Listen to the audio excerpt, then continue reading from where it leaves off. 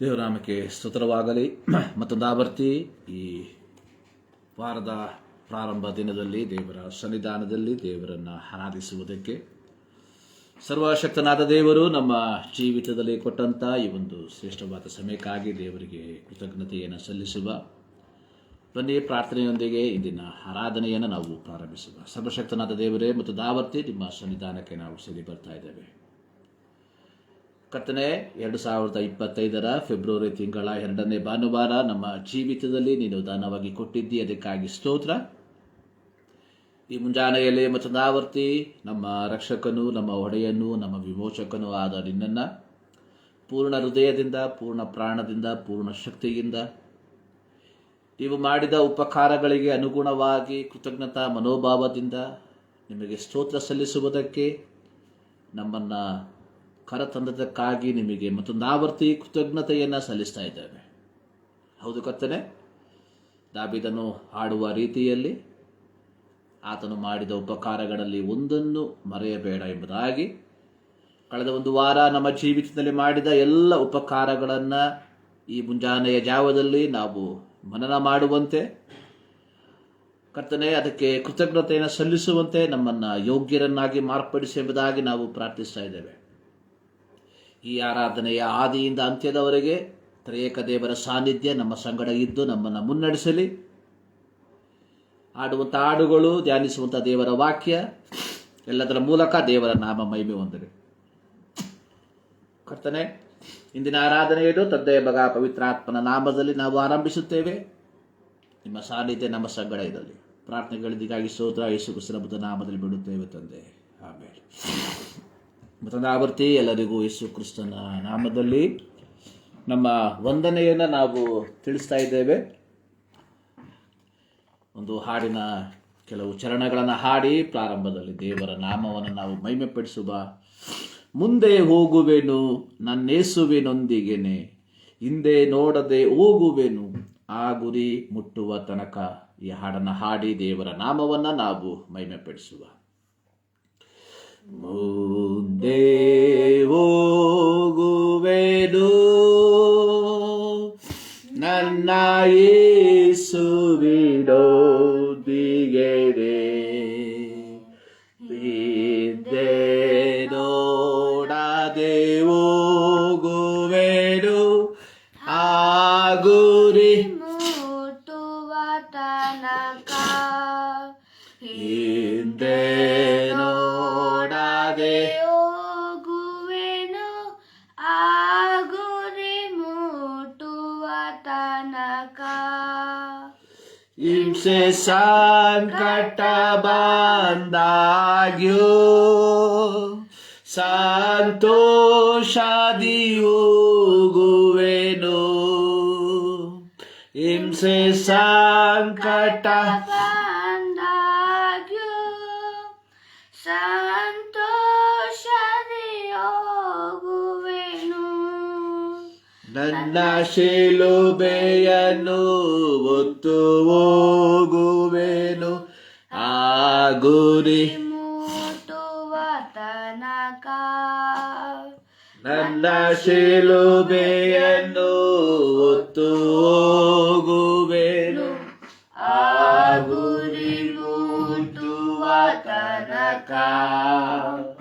ಮುಂದೆ ಹೋಗುವೆನು ನನ್ನ ಯೇಸುವಿನೊಂದಿಗೆನೆ, ಹಿಂದೆ ನೋಡದೆ ಹೋಗುವೆನು ಆ ಗುರಿ ಮುಟ್ಟುವ ತನಕ. ಹಿಂದೆ ನೋಡದೆ ಹೋಗುವೆನು ಆ ಗುರಿ ಮುಟ್ಟುವ ತನಕ. ನನ್ನ ಯೇಸುವಿನ ಕೃಪೆಯೇ ನನಗೆ ಸಾಕು ಈ ಲೋಕದೊಳು. ನನ್ನ ಯೇಸುವಿನ ಕೃಪೆಯೇ ನನಗೆ ಸಾಕು ಈ ಲೋಕದೊಳು.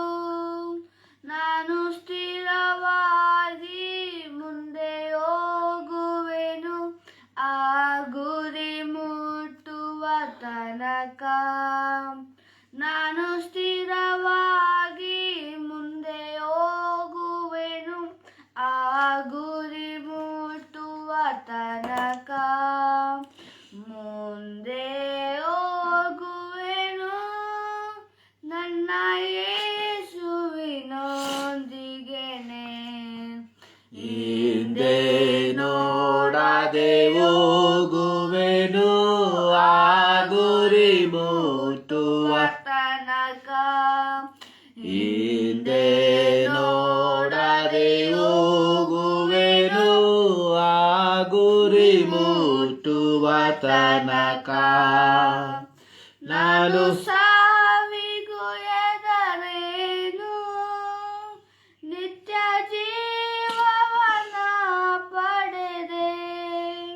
ನಾನು ಸಾವಿಗೂ ಎದರೇನು, ನಿತ್ಯ ಜೀವವನ ಪಡೆದೆ.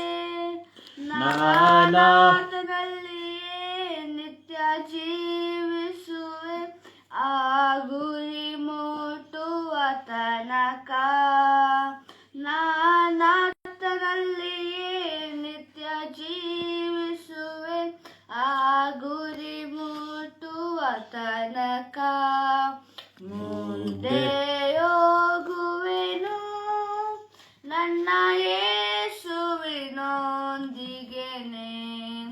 ಹಿಂದೆ ನೋಡದೆ ಹೋಗುವೆನು, ಆ ಗುರಿ ಮುಟ್ಟುವ ತನಕ. ಹಿಂದೆ ನೋಡದೆ ಹೋಗುವೆನು, ಆ ಗುರಿ ಮುಟ್ಟುವ ತನಕ. ಹಲ್ಲೆಲೂಯ. ಮುಂದೆ ಹೋಗುವೆನು ನನ್ನೇಸುವಿನೊಂದಿಗೆನೆ, ಹಿಂದೆ ನೋಡದೆ ಹೋಗುವೆನು, ಆ ಗುರಿ ಮುಟ್ಟುವ ತನಕ.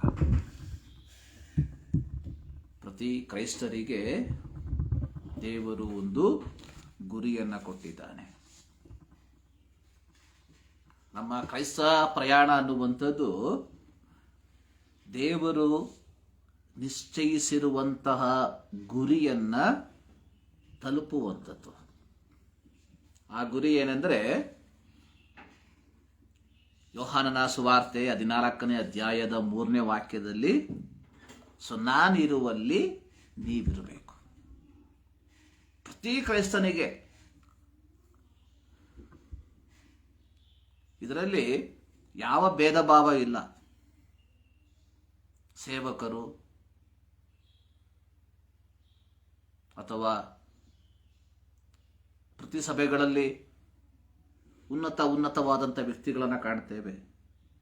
ಬಿಷಪ್ಗಳು, ಆರ್ಚ್ ಬಿಷಪ್ಗಳು, ಪೋಪ್ ಆಗಿರಬಹುದು, ಸಾಧಾರಣ ಒಬ್ಬ ವಿಶ್ವಾಸಿ ಆಗಿರ್ಬೋದು. ಪ್ರತಿಯೊಬ್ಬರಿಗೂ ದೇವರು ಕೊಟ್ಟಿರುವಂತಹ ಒಂದು ಗುರಿ, ನಾನಿರುವಲ್ಲಿ ನೀವಿರಬೇಕಷ್ಟೇ. Where I am you will be too. ಪ್ರತಿಯೊಬ್ಬ ಕ್ರೈಸ್ತ ಯೇಸು ಕ್ರಿಸ್ತನ ರಕ್ತದ ಮೂಲಕ ಪಾಪ ಕ್ಷಮಾಪಣೆಯನ್ನ ಪಡೆದುಕೊಂಡು ಪವಿತ್ರವಾದ ಜೀವಿತವನ್ನ ಜೀವಿಸುತ್ತಿರುವ ಪ್ರತಿಯೊಬ್ಬ ಕ್ರೈಸ್ತನ ಕರ್ತವ್ಯ ಅನ್ನುವಂಥದ್ದು ಆ ಗುರಿಯನ್ನ ಮುಟ್ಟುವಂಥದ್ದು. ಈ ಲೋಕದಲ್ಲಿ ನಮಗೆ ಪದವಿಗಳು ಸಿಕ್ಕದೇ ಇರಬಹುದು, ಅಥವಾ ಈ ಲೋಕದಲ್ಲಿ ನಮಗೆ ಕೆಲವು ಪದವಿಗಳು ಅಂದ್ರೆ ಆಧ್ಯಾತ್ಮಿಕ ಲೋಕದಲ್ಲಿ ಕೆಲವು ಪದವಿಗಳು ಸಿಕ್ಕಿದ್ದರ ಫಲವಾಗಿ ನನ್ನ ಟಿಕೆಟ್ ರಿಸರ್ವ್ ಆಗಿದೆ ಎಂಬುದಾಗಿ ಹೇಳೋದಕ್ಕಾಗೋದಿಲ್ಲ. ಪ್ರತಿಯೊಬ್ಬ ವ್ಯಕ್ತಿ ಆ ಒಂದು ಗುರಿಯನ್ನ ಮುಟ್ಟುವುದಕ್ಕೋಸ್ಕರವಾಗಿ ದಿನಂಪ್ರತಿ ಓಡುವಂತವನಾಗಿರಬೇಕು. ಕೇವಲ ಭಾನುವಾರದ ದಿನದಲ್ಲಿ ಮಾತ್ರವಲ್ಲ,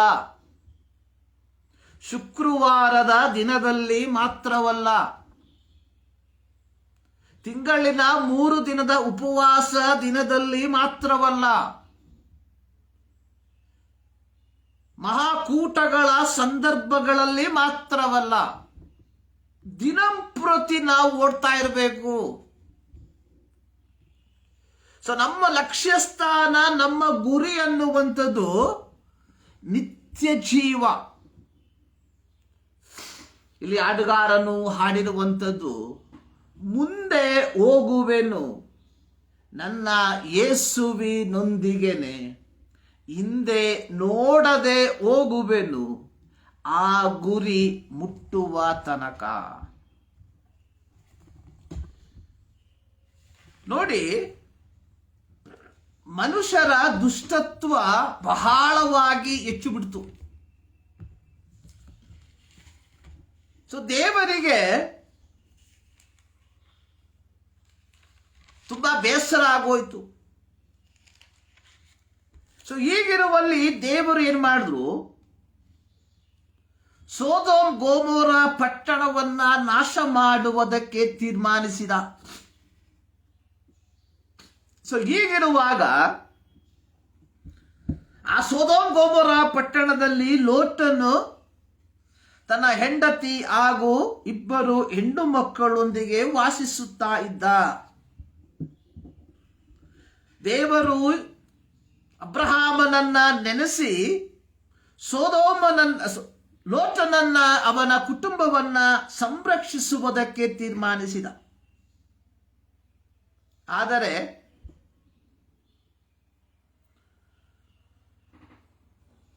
ದೂತ ಒಂದು ಮಾತು ಹೇಳ್ತಾ ಇದ್ದಾನೆ ಲೋಟನಿಗೆ ಮತ್ತು ಅವನ ಕುಟುಂಬಕ್ಕೆ, ನೀವು ಓಡಿ ಹೋಗಿ ನಿಮ್ಮ ಪ್ರಾಣವನ್ನ ಕಾಪಾಡಿಕೊಳ್ಳಿ, ಓಡಿ ಹೋಗಿ. ಆದರೆ ಆದಿಕಾಂಡ 19ನೇ ಅಧ್ಯಾಯದ 17ನೇ ವಾಕ್ಯ,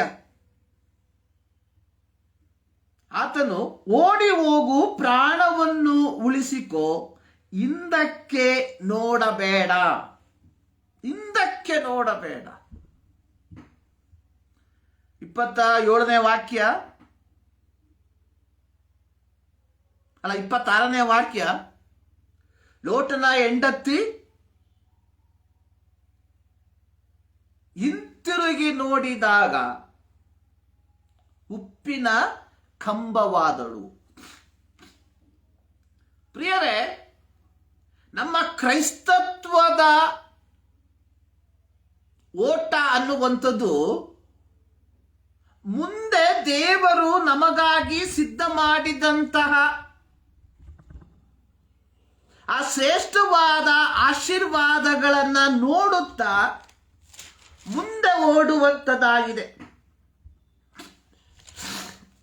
ಅಪೊಸ್ತಲನಾದ ಪೌಲ ತಿಮೋತಿಯನಿಗೆ ಪತ್ರಿಕೆ ಬರೆಯುವಂತಹ ಸಂದರ್ಭದಲ್ಲಿ 4ನೇ ಅಧ್ಯಾಯ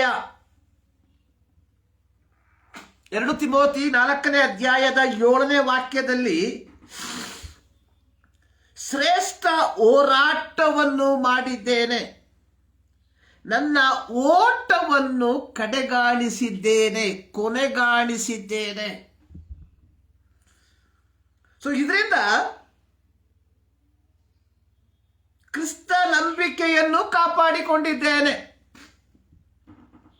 ಅಂದ್ರೆ ನಮ್ಮ ಮರುಭು ಪ್ರಯಾಣದಲ್ಲಿ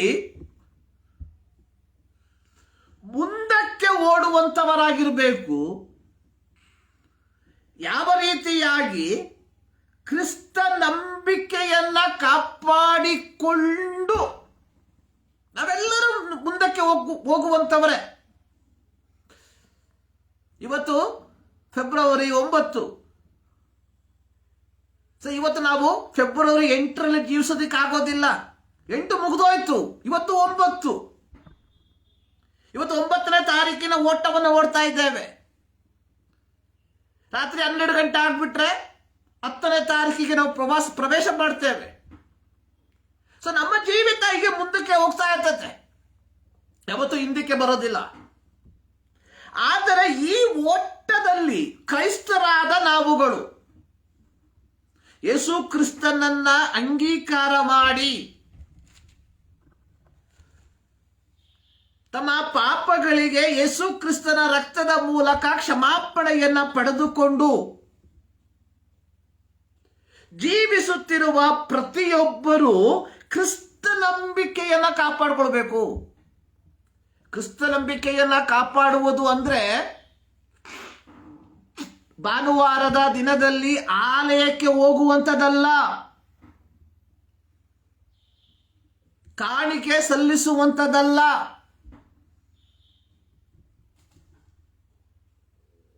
ಇವತ್ತು ದೇವರ ಸೇವೆ ಅಂದ್ರೆ ಹಣ ಕೊಡುವಂಥದ್ದು ಎಂಬುದಾಗಿ ಬೋಧಿಸುವಂತಹ ದುರ್ಬೋಧಕರ ದಂಡು ಇವತ್ತು ಲೋಕದಲ್ಲಿ ತುಂಬಿಕೊಂಡಿದೆ.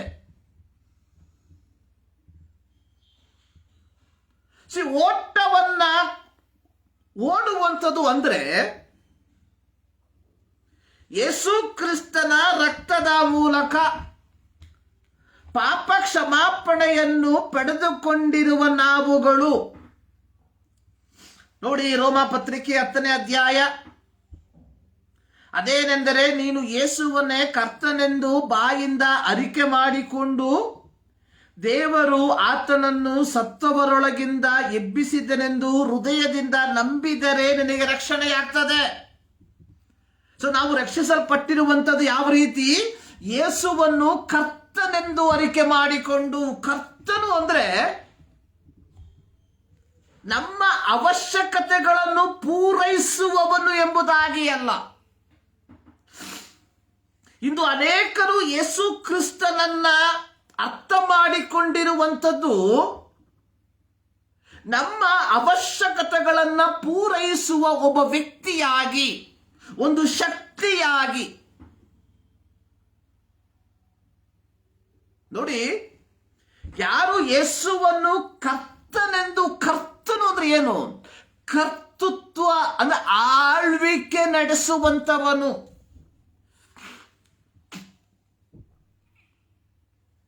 ಪ್ರಿಯರೇ, ಆಳ್ವಿಕೆ ನಡೆಸುವಂತ ವ್ಯಕ್ತಿಗೆ ಆಜ್ಞೆಗಳಿಗೆ ನಾವು ವಿಧೇಯರಾಗಿ ನಡಿಬೇಕು. ಕ್ರೈಸ್ತರೆಂಬುದಾಗಿ ಹೇಳಿಕೊಳ್ಳುತ್ತಿರುವ ನಾವುಗಳು ಯೇಸು ಕ್ರಿಸ್ತನ ಕರ್ತೃತ್ವದಲ್ಲಿ ಜೀವಿಸುವಂತವರಾಗಿರಬೇಕು. ಕ್ರಿಸ್ತ ನಂಬಿಕೆಯನ್ನ ಕಾಪಾಡುವುದು ಅಂದ್ರೆ ಕ್ರಿಸ್ತನ ಆಜ್ಞಾನುಸಾರವಾಗಿ ಜೀವಿಸುವಂತವರು, ಪವಿತ್ರತೆಯನ್ನ ಕಾಪಾಡಿಕೊಳ್ಳುವಂತವರು. ಸೊ ನಾವು ನೋಡುವಂಥದ್ದು ಇಲ್ಲಿ ಪೌಲ ಹೇಳ್ತಾ ಇದ್ದಾನೆ, ಕ್ರಿಸ್ತ ನಂಬಿಕೆಯನ್ನ ಕಾಪಾಡಿಕೊಂಡಿದ್ದೇನೆ, ನೀತಿವಂತರಿಗೆ ದೊರಕುವ ಜಯಮಾಲೆ ನನಗೆ ಸಿದ್ಧವಾಗಿದೆ. ಅಂದ್ರೆ ಪ್ರತಿಯೊಬ್ಬ ಕ್ರೈಸ್ತನಿಗೆ ದೇವರು ಒಂದು ಗುರಿಯನ್ನ ಕೊಟ್ಟಿದ್ದಾನೆ. ಆ ಗುರಿಗೆ ಅನುಸಾರವಾಗಿ ನಾವು ಓಡುವಂತವರಾಗಿದ್ದೇವ. ಹಾಡುಗಾರ ಹೇಳ್ತಾ ಇದ್ದಾನೆ, ಹಿಂಸೆ ಸಂಕಟ ಬಂದಾಗ್ಯೂ ಸಂತೋಷದಿಂದ ಹೋಗ್ತೇನೆ. ನಾನು ಸಾವಿಗೂ ಎದರೇನು ಅಂದ್ರೆ ಈ ನನ್ನ ಕ್ರೈಸ್ತತ್ವದ ಓಟದಲ್ಲಿ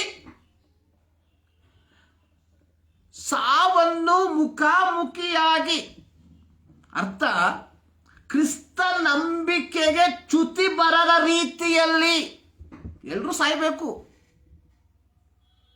ಸಾವಿಲ್ಲದೆ ಇರುವಂತ ವ್ಯಕ್ತಿ ಯಾರು ಇಲ್ಲ. We all die one day, but the way we live that, ಆದ್ರೆ ನಾವು ಬದುಕುವಂತ ರೀತಿ ನೋಡ್ರೆ ನಾವು ಸಾಯೋದೇ ಇಲ್ಲ ಎಂಬುದಾಗಿ. We all live. ಸೊ ನಾವು ಪ್ರೀತಿ ಮಾಡುವಂತ ಹೆಂಡತಿಯನ್ನ, ಪ್ರೀತಿಸುವಂತ ಮಕ್ಕಳನ್ನ, ಪ್ರೀತಿಸುವಂತ ಸಭೆಯನ್ನ, ಪ್ರೀತಿಸುವಂತ ಬಂಧು ಬಳಗವನ್ನ ಎಲ್ಲವನ್ನ ಬಿಟ್ಟು ಹೋಗ್ಬೇಕು. ಇಲ್ಲ, ನಮ್ಮನ್ನು ಪ್ರೀತಿಸುವಂತವರು ಒಂದು ದಿನ ನಮ್ಮನ್ನ ಬಿಟ್ಟು ಹೋಗ್ತಾರೆ. ಇದರಲ್ಲಿ ಯಾರು ಮುಂದೆ ಅನ್ನುವಂಥದ್ದು ಆತನಿಗೆ ಗೊತ್ತು. ಇಲ್ಲ ನಾನೇ ಮುಂದು, ಇಲ್ಲ ಅವರು ಮುಂದು, ಇಲ್ಲ ಅವರು ಮುಂದು, ಇಲ್ಲ ನಾನು ಮುಂದು, ನಾನು ಹಿಂದೆ, ಅಷ್ಟೇ, ಮುಗೀತು. 1 hour other day we all die. ಆದರೆ ಯೇಸುವನ್ನು ಕರ್ತನೆಂದು ಅರಿಕೆ ಮಾಡಿ ದೇವರು ಆತನನ್ನು ಸತ್ತವರೊಳಗಿಂದ ಎಬ್ಬಿಸಿದನೆಂದು ನಂಬಿ ರಕ್ಷಣೆ ಹೊಂದಿರುವ ನಾವುಗಳು ನಮ್ಮ ಕ್ರೈಸ್ತತ್ವವನ್ನ ಹೇಗೆ ಜೀವಿಸ್ತಾ ಇದ್ದೇವೆ? ಸೊ ಈ ಒಂದು ಪ್ರಶ್ನೆಯನ್ನ ಈ ಮುಂಜಾನೆಯಲ್ಲಿ ನಾವು ಕೇಳಿಕೊಳ್ಳಬೇಕಾದಂಥದ್ದು ಬಹಳ ಪ್ರಾಮುಖ್ಯ. ನೋಡಿ, ಇಲ್ಲಿ ನಾವು ನೋಡುವಂಥದ್ದು, ನಾನು ಸಾವಿಗೂ ಎದರೇನು, ಕಾರಣ ನಿತ್ಯ ಜೀವವನ್ನು ನಾನು ಪಡ್ಕೊಂಡಿದ್ದೇನೆ. ಅರ್ಥ, ಇದು ಹಾಡುಗಾರನು ಹೇಳುವಂಥದ್ದು, ನಾನು ಕ್ರಿಸ್ತ ನಂಬಿಕೆಯನ್ನ ಕಾಪಾಡಿಕೊಂಡು ಓಡ್ತಾ ಇದ್ದೇನೆ. ನೋಡಿ, ಪೌಲ ಇದು ಬರೆದಿರುವಂಥದ್ದು ಸತ್ತ ಮೇಲಲ್ಲ, ಬದುಕಿರುವಾಗ. ಅಲ್ಲಿ ಪೌಲ ಹೇಳ್ತಾ ಇದ್ದಾನೆ, ನಾನು ಕ್ರಿಸ್ತ ನಂಬಿಕೆಯನ್ನ ಕಾಪಾಡಿದ್ದೇನೆ. ಏನು ಕ್ರಿಸ್ತ ನಂಬಿಕೆ? ದೇವರು ನನಗೆ ಒಪ್ಪಿಸಿದಂತಹ ಜವಾಬ್ದಾರಿಯನ್ನ ಅಪೊಸ್ತಲರ ಕೃತ್ಯ 9ನೇ ಅಧ್ಯಾಯದಲ್ಲಿ ನಾವು ನೋಡ್ತೇವೆ. ಅಲ್ಲಿ ಯೇಸುಸ್ವಾಮಿ ಸೌಲನಿಗೆ ಹೇಳುವಂಥದ್ದು, ಸೌಲನ ಕುರಿತಾಗಿ ಹೇಳುವಂಥದ್ದು, ಸೊ ನೀನು ಹೋಗು, ಆ ಮನುಷ್ಯನು ಅನ್ಯ ಜನರಿಗೂ ಅರಸರುಗಳಿಗೂ ಇಸ್ರಾಯೇಲಿಯರಿಗೂ ನನ್ನ ಹೆಸರನ್ನು ತಿಳಿಸುವುದಕ್ಕಾಗಿ ನಾನು ಆರಿಸಿಕೊಂಡ ಸಾಧನ, ಈಸ್ ಮೈ ವೆಪನ್. ನಾನು ಆರಿಸಿಕೊಂಡಿರುವಂತಹ ಒಂದು ವೆಪನ್ ಅವನು. ಆ ಒಂದು ವೆಪನ್ನ ಉದ್ದೇಶ, ದೌತ್ಯ ಅನ್ನುವಂಥದ್ದು ಅನ್ಯ ಜನರಿಗೆ, ಅರಸರುಗಳಿಗೆ, ಇಸ್ರಾಯೇಲಿಯರಿಗೆ ರಕ್ಷಣೆಯ ಸುವಾರ್ತೆಯನ್ನ ಸಾರುವಂಥದ್ದು. ಪೌಲನ ಸೇವೆಯ ಪ್ರಾರಂಭ ದಿನದಿಂದ ಈ ಪತ್ರಿಕೆಯನ್ನ ತಿಮೋತಿಯನಿಗೆ ಬರೆಯುವಂತಹ ಸಮಯದ ತನಕ ಆ ನಂಬಿಕೆ, ಕ್ರಿಸ್ತನು ಇವನಲ್ಲಿ ಇಟ್ಟಂತಹ ನಂಬಿಕೆ ಅಥವಾ ಇವನಿಗೆ ಕೊಟ್ಟಂತಹ ದೌತ್ಯ, ಕ್ರಿಸ್ತನು ಇವನಲ್ಲಿ ಇಟ್ಟ ನಂಬಿಕೆ ಅಂತ ಹೇಳ್ಬಿಟ್ರೆ ತಪ್ಪು ತಿಳ್ಕೊಂಬೇಡ್ರಿ. ದೌತ್ಯ, ಆ ನಂಬಿಕೆಯನ್ನ ಪೌಲ ಏನ್ ಮಾಡ್ದ? ಕಾಪಾಡ್ಕೊಂಡು ಬಂದ. ಪ್ರಿಯರೇ, ಯೇಸುಸ್ವಾಮಿ ನಿನ್ನನ್ನು ನನ್ನನ್ನು ಕರೆದಾಗ ಸೊ ನಮ್ಮ ಮೇಲೆ ಒಂದು ದೌತ್ಯವನ್ನ ಇಟ್ಟಿದ್ದ. ಆ ದೌತ್ಯದಲ್ಲಿ ನಾವು ನಂಬಿಗಸ್ತರಾಗಿದ್ದೇವಾ? ಅದು ದೇವರು ನಮ್ಮ ಮೇಲೆ ಇಟ್ಟಿದಂತಹ ಆ ಒಂದು ನಂಬಿಕೆ. ಸೊ ಇವನು ಆ ಕೆಲಸವನ್ನ ಮಾಡ್ತಾನೆ ಎಂಬುವಂತಹ ನಂಬಿಕೆ, ಆ ನಂಬಿಕೆಯನ್ನ ನಾವು ಪೂರ್ತಿಗೊಳಿಸಿದ್ದೇವಾ? ಕ್ರಿಸ್ತ ನಂಬಿಕೆಯನ್ನ ಕಾಪಾಡಿಕೊಂಡಿದ್ದೇನೆ. ಸೊ ನಮಗೆ ನಂಬಿಕೆ ಅಂತ ಹೇಳಿದ್ರೆ ನಮ್ಮ ಕಣ್ಣಿಗೆ ಬರುವಂಥದ್ದು, ನಮ್ಮ ಮನಸ್ಸಿಗೆ ಬರುವಂಥದ್ದು ಏನು ಅಂದ್ರೆ, ಸೊ ನನಗೆ ತಲೆನೋವಿದೆ, ನಾನು ನಂಬ್ತೇನೆ, ಯೇಸುಸ್ವಾಮಿ ನನ್ನ ತಲೆನೋವು ನಿವಾರಣೆ ಮಾಡ್ತಾನೆ.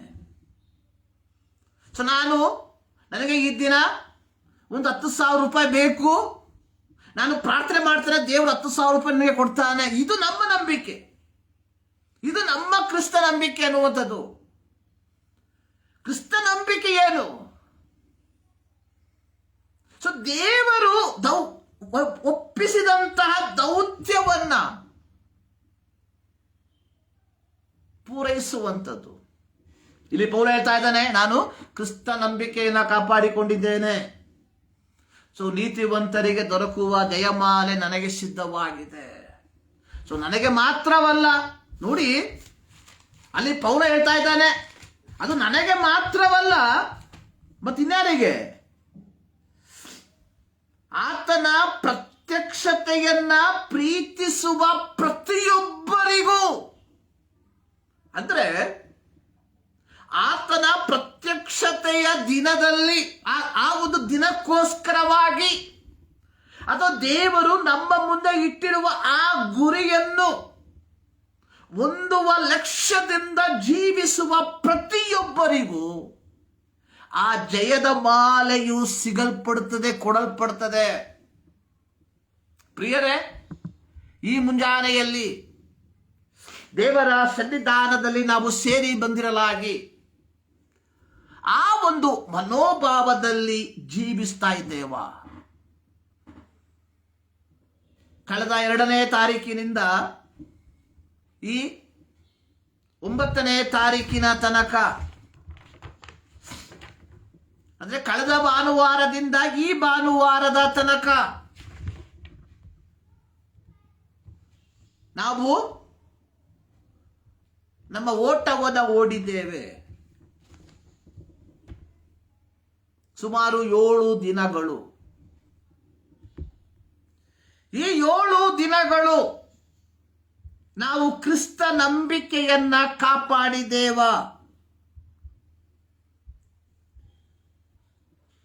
ಸುಮಾರು 168 ಗಂಟೆ. ಈ 168 ಗಂಟೆ ನಮ್ಮನ್ನು ದಾಟಿ ಹೋಗಿರಲಾಗಿ ನಾವು ಕ್ರಿಸ್ತ ನಂಬಿಕೆಯನ್ನ ಕಾಪಾಡಿ, ಅರ್ಥಾತ್ ಪವಿತ್ರವಾಗಿ,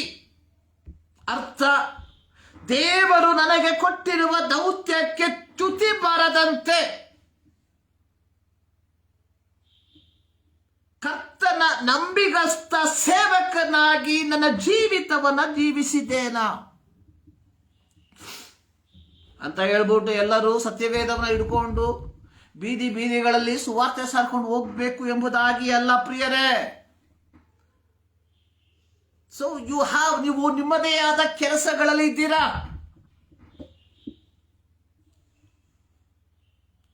ಸೊ ಕೆಲಸ ಮಾಡುವಂತಹ ಸಂದರ್ಭದಲ್ಲಿ ಕೆಲಸ ಮಾಡದೆ ಸತ್ಯವೇದವನ್ನ ಓದುವಂಥದ್ದು ಎಂಬುದಾಗಿ ಅಲ್ಲ. ಸೊ ನಮ್ಮಲ್ಲಿ ಕೆಲವು ಅತಿ ವಿಶ್ವಾಸಿಗಳಿದ್ದಾರೆ. ಕೆಲಸ ಮಾಡೋದ್ ಬದಲು ಸುವಾರ್ತೆ ಸಾರ್ಥ ಕುತ್ಕೊಂಡ್ಬಿಡ್ತಾರೆ ಅಕ್ಕಪಕ್ಕದವರಿಗೆ. ಸೊ ನಿನ್ನನ್ನು ಆಯ್ಕೆ ಮಾಡಿರುವಂತಹ ಕಂಪನಿ, ನಿನ್ನನ್ನು ಆಯ್ಕೆ ಮಾಡಿರುವಂತಹ ಸಂಸ್ಥೆ, ಸೊ ನಿನಗೆ ಸಂಬಳ ಕೊಡುವಂಥದ್ದು ಕೆಲಸಕ್ಕೋಸ್ಕರವಾಗಿ, ಸುವಾರ್ತೆ ಸಾರೋದಕ್ಕೋಸ್ಕರವಾಗಿ ಅಲ್ಲ. ಅದನ್ನ ಅರ್ಥ ಮಾಡ್ಕೊಳ್ಳಿ ಮೊದಲು. ಸೊ ನೀನು ಮಾಡುವಂತಹ ಕೆಲಸ ಅಥವಾ ನಿನ್ನ ಕಂಪನಿ, ನಿನ್ನ ಸಂಸ್ಥೆ ನಿನಗೆ ವಹಿಸಿರುವಂತಹ ದೌತ್ಯವನ್ನು ನಂಬಿಗಸ್ತಿಕೆಯಿಂದ ಮಾಡ್ತಾ ಇದೀಯಾ, ಅಥವಾ ಬೇರೆ ಕೇವಲ ಕಮಿಷನ್ಗೋಸ್ಕರವಾಗಿ ಕೆಲಸ ಮಾಡ್ತಾ ಇದೀಯಾ? ಅಡ್ಡದಾರಿಗಳ ಮೂಲಕ ಹಣವನ್ನು ಸಂಪಾದಿಸುವ ರೀತಿಯಲ್ಲಿ ಕೆಲಸ ಮಾಡ್ತಾ ಇದೀಯಾ? ಯೋಚನೆ ಮಾಡು. ಸೊ ವೇರ್ ಯು ಆರ್, ನೀನು ಆಗಿರುವಂತ ಜಾಗದಲ್ಲಿ ನೋಡಿ, ಯೇಸು ಸ್ವಾಮಿ ಅದೇ ಹೇಳಿರೋದು. ಸೊ ಯಜಮಾನನು ನೋಡುವಾಗ ಮಾತ್ರ ಕೆಲಸ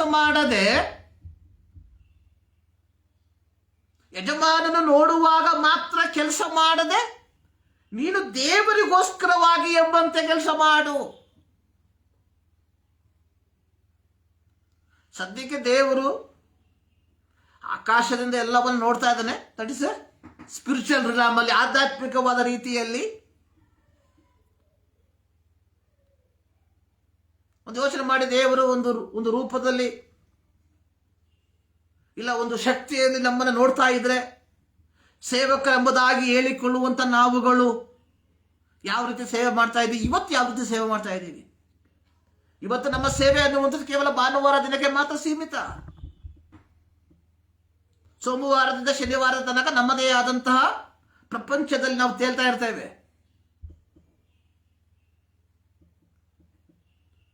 ನೋಡಿ, ನಂಬಿಕೆ, ಕ್ರಿಸ್ತ ನಂಬಿಕೆ ಅನ್ನುವಂಥದ್ದು ಯೇಸು ಕ್ರಿಸ್ತನು ನಮಗೆ ವಹಿಸಿರುವ ದೌತ್ಯವನ್ನ ಪೂರ್ತಿಗೊಳಿಸುವಂಥದ್ದು 100%, 100ಕ್ಕೆ 100ರಷ್ಟು. ಇಲ್ಲಿ ಹಾಡುಗಾರನು ಆಡುವಂಥದ್ದು, ಮುಂದೆ ಹೋಗುವೆನು ನನ್ನ ಯೇಸುವಿನೊಂದಿಗೆ, ಹಿಂದೆ ನೋಡದೆ ಹೋಗ್ತೇನೆ. ನೋಡಿ, ಲೋಟ ಅಬ್ರಹಾಮನ ರೀತಿಯಲ್ಲಿ ದೊಡ್ಡ ನೀತಿವಂತ ಅಲ್ಲ. ಆದರೆ ಯೆಹೋವನು ಸೊದೋಮ್ ಗೋಮೋರ ಪಟ್ಟಣವನ್ನ ನಾಶ ಮಾಡುವುದಕ್ಕೆ ತೀರ್ಮಾನಿಸಿದಾಗ ಅಬ್ರಹಾಮನನ್ನ ನೆನೆಸಿ ಲೋಟನನ್ನ ಕುಟುಂಬವನ್ನ ಸಂರಕ್ಷಿಸುವುದಕ್ಕೆ ತೀರ್ಮಾನ ಮಾಡ್ದ. ಆದರೆ ಅವರ ಪ್ರಯಾಣ ಮಧ್ಯದಲ್ಲಿ ದೇವರು ಹೇಳಿದ್ರು, you should not turn back, ಹಿಂತಿರುಗಿ ನೋಡಬಾರ್ದು. ಆದರೆ ಲೋಟನ ಹೆಂಡತಿ ಹಿಂತಿರುಗಿ ನೋಡಿದರ ಫಲವಾಗಿ ಉಪ್ಪಿನ ಸ್ತಂಭವಾದಳು.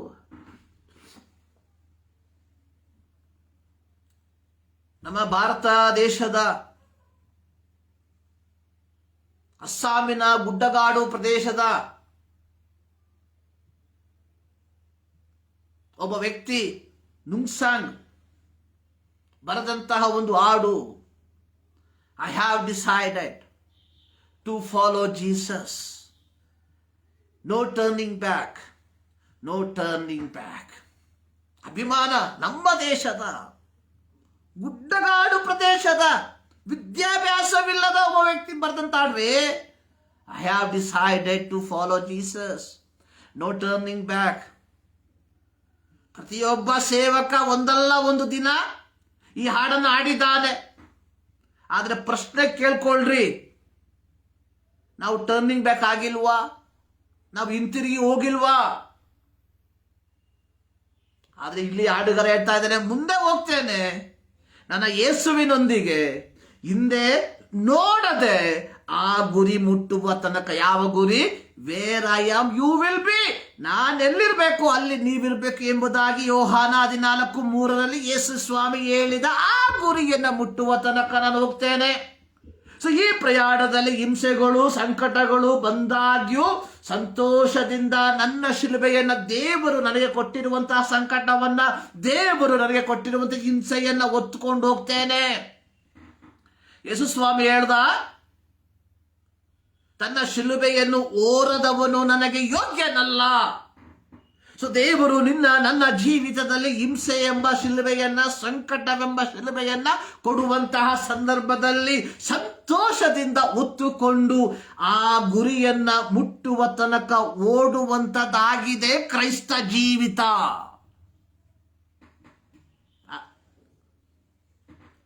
ಆಮೇಲೆ ನಾನು ಸಾವಿಗೆ ಎದುರಲ್ಲ. ಯಾಕೆಂದ್ರೆ ಪೌಲ ಹೇಳ್ತಾ ಇದ್ದಾನೆ, ಫಾರ್ ಮೀ ಸಾಯುವುದು ಲಾಭ. ತನ್ನ ಸೇವೆಯ ಆ ಒಂದು ಮಧ್ಯಭಾಗದಲ್ಲಿ ಹೇಳುವಂಥದ್ದು, ನನಗೆ ಸಾಯುವಂಥದ್ದು ಲಾಭ. ಯಾಕಂದ್ರೆ ಸತ್ರೆ ನಾನು ದೇವ್ರ ಹತ್ರ ಹೋಗ್ಬಿಡ್ತೀನಿ. ಆದರೆ ದೇವರು ಬಯಸಿದಂಥದ್ದು ನನ್ನ ಸುವಾರ್ಥ ಪ್ರಯಾಣವನ್ನು ಮುಕ್ತಾಯಗೊಳಿಸಬೇಕು. ಪ್ರಿಯರೇ, ನಾವು ಯಾವ ಸ್ಥಿತಿಯಲ್ಲಿದ್ದೇವೆ?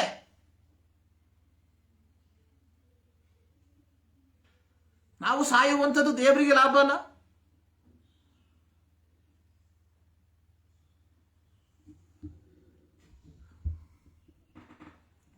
ನಾನು ಸಾವಿಗೆ ಎದರೇನು, ನಿತ್ಯ ಜೀವವನ್ನ ಪಡೆದೆ. ನೋಡ್ರಿ, ಆ ಅರ್ಥ ಮಾಡ್ಕೊಳ್ಳಿ, ಹಾಡಿನ ಅರ್ಥ, ಸಾಲಿನ ಅರ್ಥ ಮಾಡ್ಕೊಳ್ಳಿ, ಸಾಲಿನ.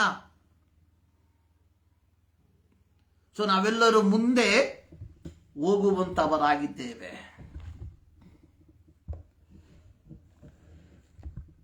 ಈ ಮುಂಜಾನೆಯಲ್ಲಿ ಒಮ್ಮೆ ಯೋಚನೆ ಮಾಡಿ, ನಾನು ಮುಂದೆ ಹೋಗುವಂತಹ ವ್ಯಕ್ತಿಯಾಗಿದ್ದೇನಾ? ನನ್ನ ಓಟ ಕ್ರಿಸ್ತ ನಂಬಿಕೆಯನ್ನ ಕಾಪಾಡಿಕೊಂಡು, ಅಂದ್ರೆ ದೇವರು ನನಗೆ ಇಟ್ಟಿರುವಂತಹ ಆ ಪಥದಲ್ಲಿ ಓಡ್ತಾ ಇದ್ದೇನಾ?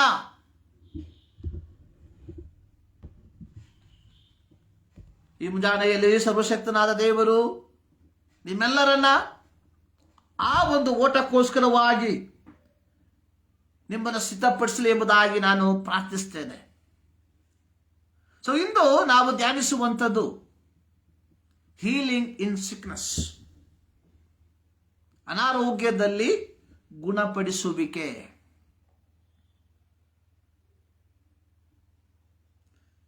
ನೋಡಿ, ಅಜರ್ ನಫೀಸಿ ಎಂಬ ಒಬ್ಬ ಮಹಿಳೆ, ಇರಾನಿಯನ್ ಅಮೇರಿಕನ್ ಬರಹಗಾರತಿ, ಆಕೆ ಹೇಳಿರುವಂಥದ್ದು, the greatest healing would be to wipe out the past. ಸಂಪೂರ್ಣ ಗುಣಪಡಿಸುವಿಕೆ ಅನ್ನುವಂಥದ್ದು ನಮ್ಮ ಭೂತಕಾಲವನ್ನ, ನಮ್ಮ ಹಿಂದಿನ ಕಾಲವನ್ನ ಸಂಪೂರ್ಣವಾಗಿ ಅಳಿಸಿ ಹಾಕುವಂಥದ್ದು. But unfortunately the past is what makes us who we R. ಆದರೆ ದುರದೃಷ್ಟವಶಾತ್ ನಮ್ಮ ಇಂದಿನ ಜೀವಿತ ಅಥವಾ ನಮ್ಮ ಭೂತಕಾಲ ನಮ್ಮನ್ನು ನಾವಾಗಿಸುವಂಥದ್ದಾಗಿದೆ.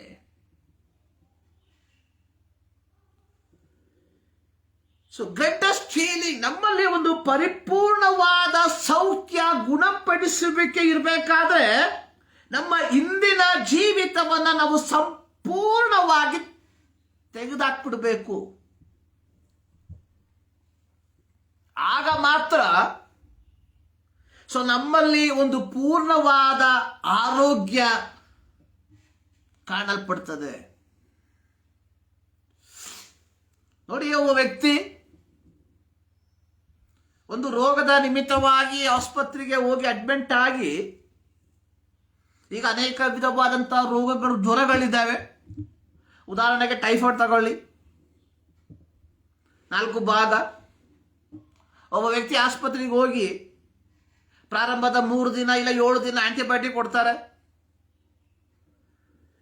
ಮುಂಚೆ ಚೆಕ್ ಮಾಡಿದಾಗ, ಬ್ಲಡ್ ಚೆಕ್ ಮಾಡಿದಾಗ 4ರಲ್ಲೂ ಇತ್ತು ಟೈಫಾಯ್ಡು.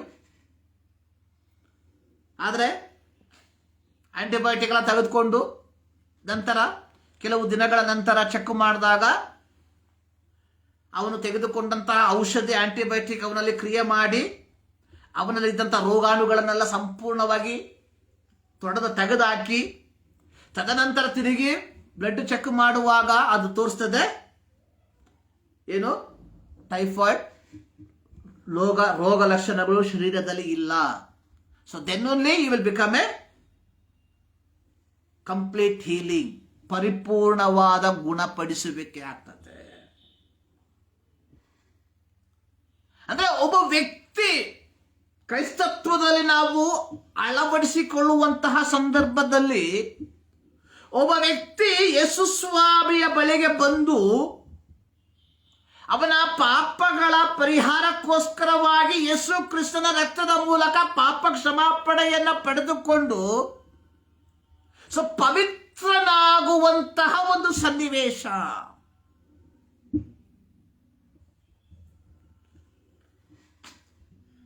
ಪ್ರಿಯರೇ,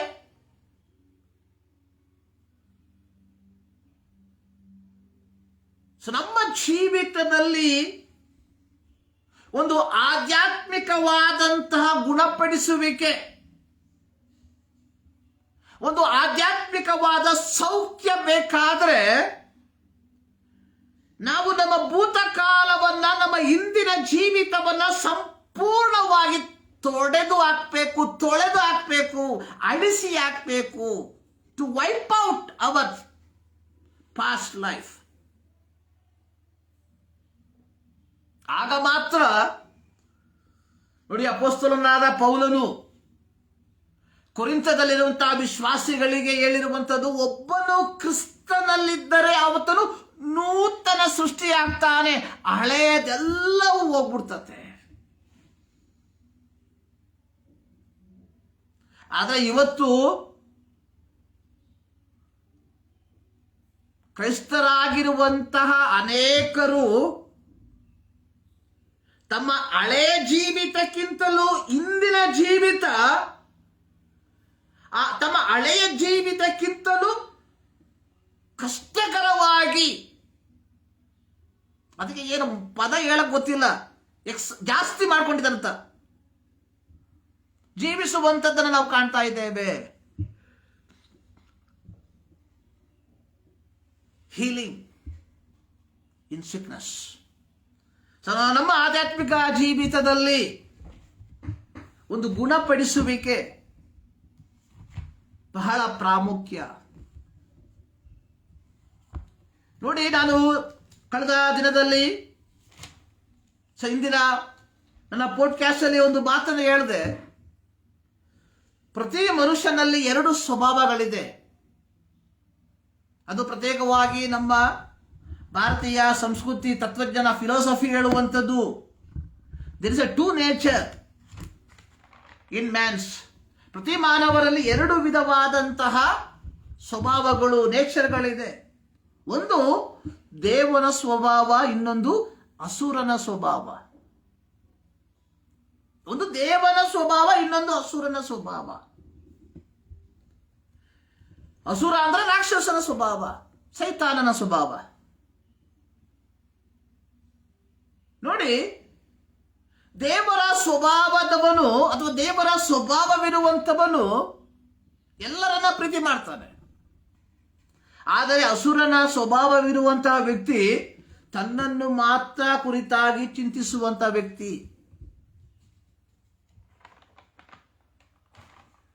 ನೋಡಿ, ನಮ್ಮ ಭಾರತೀಯ ವೇದಗಳಲ್ಲಿ 4 ಯುಗಗಳ ಕುರಿತಾಗಿ ನಾವು ನೋಡ್ತೇವೆ. ಸತ್ಯಯುಗ. ಸೊ ಇದು ಏನು ಕಲಿಸ್ತದೆ? ಎಲ್ಲರೂ ಚೆನ್ನಾಗಿದ್ರೆ ನಾನು ಚೆನ್ನಾಗಿದ್ದಂತೆ. ಒಂದು ಯೂನಿವರ್ಸಲ್ ಫ್ಯಾಮಿಲಿ. ತ್ರೇತಾಯುಗ ಏನ್ ಹೇಳ್ತಾ ಇದೆ? ನಾನು ಚೆನ್ನಾಗಿರ್ಬೇಕು, ನನ್ನವ್ರು ಚೆನ್ನಾಗಿರ್ಬೇಕು ಅಷ್ಟೇ, ಬೇರೆಯವರು ಹೆಂಗ್ ಬೇಕಾದ್ರೆ ಹಾಳಾಗೋಗ್ಲಿ. ದ್ವಾಪರ ಯುಗ ಹೇಳ್ತಾ ಇದೆ, ಮೊದಲು ನಾನು ಚೆನ್ನಾಗಿರ್ಬೇಕು, ಆಮೇಲೆ ಬೇರೆಯವರು. ಅದರಲ್ಲಿ ನನ್ನವರು ಇಲ್ಲ. ಕಲಿಯುಗದಲ್ಲಿ ನಾನು ಮಾತ್ರ, ಬೇರೆಯವರೆಲ್ಲರೂ ಹಾಳಾಗಬೇಕು. ಅಂದ್ರೆ ಪ್ರತಿ ಮಾನವಲ್ಲಿ 2 ಗುಣ. ಒಂದು ದೇವನ ಸ್ವಭಾವ, ಇನ್ನೊಂದು ಅಸುರನ ಸ್ವಭಾವ. ಪ್ರಿಯರೇ, ನಮ್ಮಲ್ಲಿ ಯಾವ ಸ್ವಭಾವ ಇದೆ? ಸೊ ದೇವರು ನಮ್ಮನ್ನ, ಮಾನವರನ್ನ ಈ ಲೋಕಕ್ಕೆ ಒಂದು ಆರೋಗ್ಯವಂತ ಸಮಾಜವನ್ನ ನಿರ್ಮಿಸುವುದಕ್ಕೋಸ್ಕರವಾಗಿ ಇಟ್ಟಿರುವಂಥದ್ದು. ಪ್ರತಿ ಮಾನವರನ್ನ, ಪ್ರತ್ಯೇಕವಾಗಿ ಕ್ರೈಸ್ತರಾದ ನಮ್ಮನ್ನ ದೇವರು ನೋಡಿ, ಯೇಸು ಸ್ವಾಮಿ ಹೇಳ್ತಾರೆ, ನೀವು ಲೋಕಕ್ಕೆ ಬೆಳಕಾಗಿದ್ದೀರಾ. ಅರ್ಥ ಏನು ನೋಡಿ? ಲೋಕ ಸೈತಾನನ ಕಾರ್ಗತ್ತಲಿನಲ್ಲಿ ನಡೀತಾ ಇದೆ. ಸೊ ಹೀಗಿರಲಾಗಿ ಪ್ರತಿಯೊಬ್ಬ ದೇವರ ಮಗನು, ಯೇಸು ಕ್ರಿಸ್ತನನ್ನ ಅಂಗೀಕಾರ ಮಾಡಿದಂತಹ ಪ್ರತಿಯೊಬ್ಬನು ಲೋಕಕ್ಕೆ ಬೆಳಕಾಗಿರಬೇಕು ಎಂದು ದೇವರು ಬಯಸುವಂತದ್ದಾಗಿದೆ. ಮತ್ತೆ ದೇವರು ಹೇಳ್ತಾ ಇದ್ದಾರೆ, ನೀವು ಲೋಕಕ್ಕೆ ಉಪ್ಪಾಗಿದ್ದೀರಾ. ಒಂದು, ನಾವು ಲೋಕಕ್ಕೆ ರುಚಿಯನ್ನ ಕೊಡಬೇಕು. 2, ನಾವು ಲೋಕಕ್ಕೆ ಬೆಳಕನ್ನ ಕೊಡಬೇಕು. ನಾನು ಹೇಳಿದಲ್ಲ, ನಮ್ಮಲ್ಲಿ 2 ಸ್ವಭಾವ. ಒಂದು ದೇವನ ಸ್ವಭಾವ. ದೇವರು ಬಯಸುವಂಥದ್ದು ಪ್ರತಿ ಕ್ರೈಸ್ತನು ಲೋಕಕ್ಕೆ ಉಪ್ಪಾಗಿಯೂ ಬೆಳಕಾಗಿಯೂ ಇರಬೇಕೆಂಬುದಾಗಿ.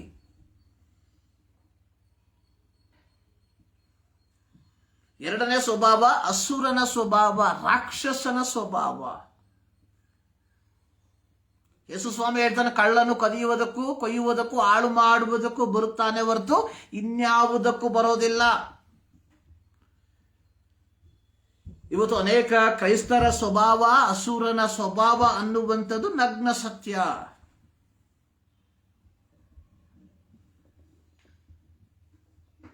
ಕ್ರೈಸ್ತರಾದ ನಾವುಗಳು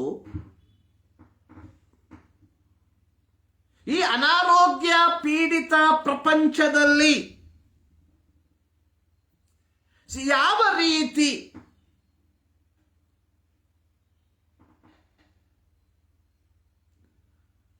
ಗುಣಪಡಿಸುವ ಔಷಧಿಯಾಗಿ ಮಾರ್ಪಡಬಹುದು,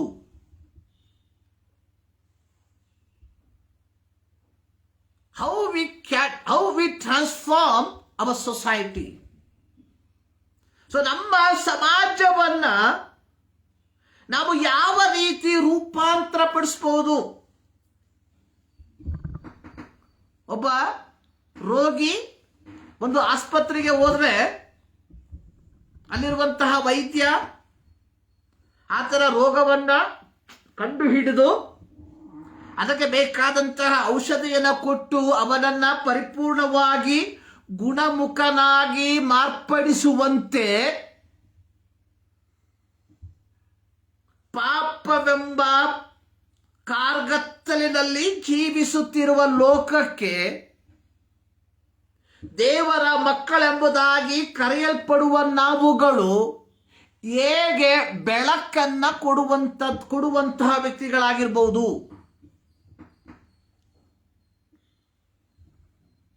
ನೋಡಿ, ಹಳೆಯ ಒಡಂಬಡಿಕೆ ವಿಮೋಚನಕಾಂಡ 4ನೇ ಅಧ್ಯಾಯದಲ್ಲಿ ಸರ್ವಶಕ್ತನಾದ ದೇವರು ತನ್ನ ಪ್ರಜೆಗಳಾದಂತಹ ಇಸ್ರಾಯೇಲ್ಯರನ್ನ ಅಥವಾ ಅಬ್ರಹಾಮನ ಸಂತತಿಯನ್ನ ದಾಸತ್ವದಿಂದ ಬಿಡುಗಡೆ ಮಾಡುವಂತಹ ಒಂದು ಸನ್ನಿವೇಶ. ಸೊ ಆ ಒಂದು ದೌತ್ಯಕ್ಕೋಸ್ಕರವಾಗಿ ದೇವರು ಮೋಶೆಯನ್ನ ಕರೆಯುವಂಥದ್ದು. ಸೊ ನಮಗೆ ಗೊತ್ತು, ಮೋಶೆ ಇಬ್ರಿಯರಿಗೆ ಹುಟ್ಟಿದಂತಹ ವ್ಯಕ್ತಿ. ಅವನ ತಂದೆ ತಾಯಿಗಳು ರಾಜನ ಆಜ್ಞೆಗೆ ಭಯಪಡದೆ 3 ತಿಂಗಳ ತನಕ ಅವನನ್ನು ಸಂರಕ್ಷಣೆ ಮಾಡಿದ್ರು. ನಂತರ ನೈಲ್ ನದಿಯಲ್ಲಿ ತೇಳ್ಬಿಟ್ರು. ದೇವರು ಏನ್ ಮಾಡಿದ್ರು, ಮೋಶೆಯನ್ನ ಫರೋಹನ ಅರಮನೆಗೆ ಸೇರಿಸಿದ್ರು. ಅಲ್ಲಿ ಸುಮಾರು 40 ವರ್ಷ ಜೀವನ ಮಾಡ್ದ. ನಂತರವಾಗಿ ಕಾರಣಾಂತರಗಳಿಂದ ಅವನು ಐಗುಪ್ತ ದೇಶವನ್ನ ಬಿಟ್ಟು ಮಿದ್ಯಾನ್ ದೇಶಕ್ಕೆ ಓಡಿ ಹೋಗ್ಬೇಕಾಗಿ ಬಂತು. ಅಲ್ಲಿ ಸುಮಾರು 40 ವರ್ಷ. ಈಗ ಸುಮಾರು ಈಗ ಮೋಶೆಗೆ 80 ವರ್ಷ. ಈ 80 ವರ್ಷದ ಮೋಶೆಯನ್ನ ದೇವರು ಏನ್ ಮಾಡಿದ್ರು, ಈ ಜನರ ಬಿಡುಗಡೆಯ ನಾಯಕನಾಗಿ, ಯಾವ ಜನರ ಬಿಡುಗಡೆಯ ನಾಯಕನಾಗಿ? ಅಬ್ರಹಾಮನ ಸಂತತಿಯ ಬಿಡುಗಡೆಯ ನಾಯಕನಾಗಿ ನೇಮಕ ಮಾಡ್ದ. ವಿಮೋಚನಕಾಂಡ 3ನೇ ಅಧ್ಯಾಯದಲ್ಲಿ ಅದನ್ನು ನಾವು ನೋಡ್ತೇವೆ. ಸೊ ಇಲ್ಲಿ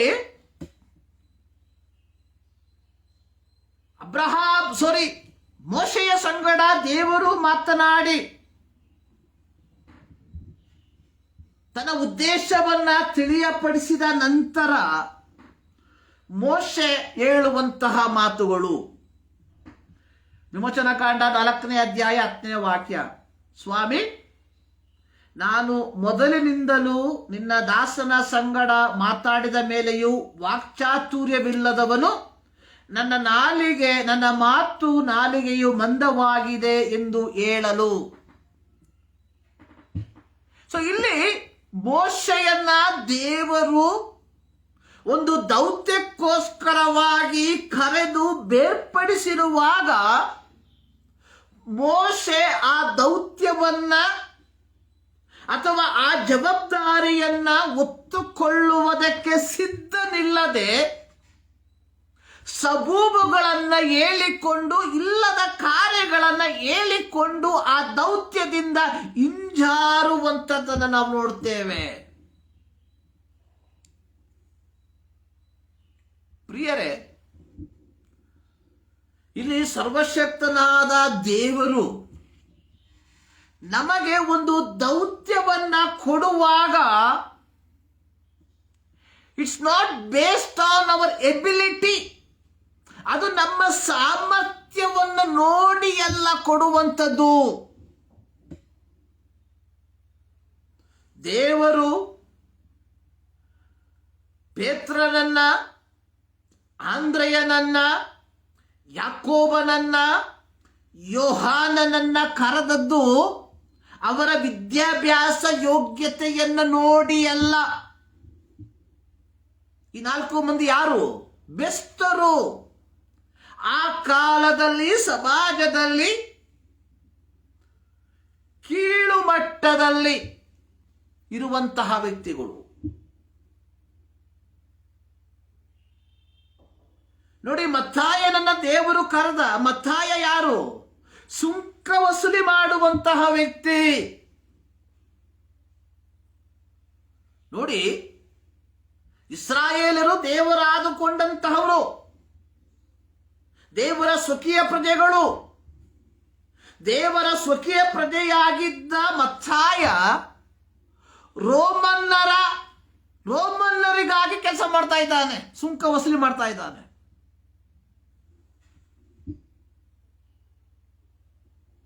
ದೇವರು ಒಬ್ಬೊಬ್ಬರನ್ನ ಕರೆದಂಥದ್ದು ಅವರ ಯೋಗ್ಯತೆಯನ್ನು ನೋಡಿ ಅಲ್ಲ.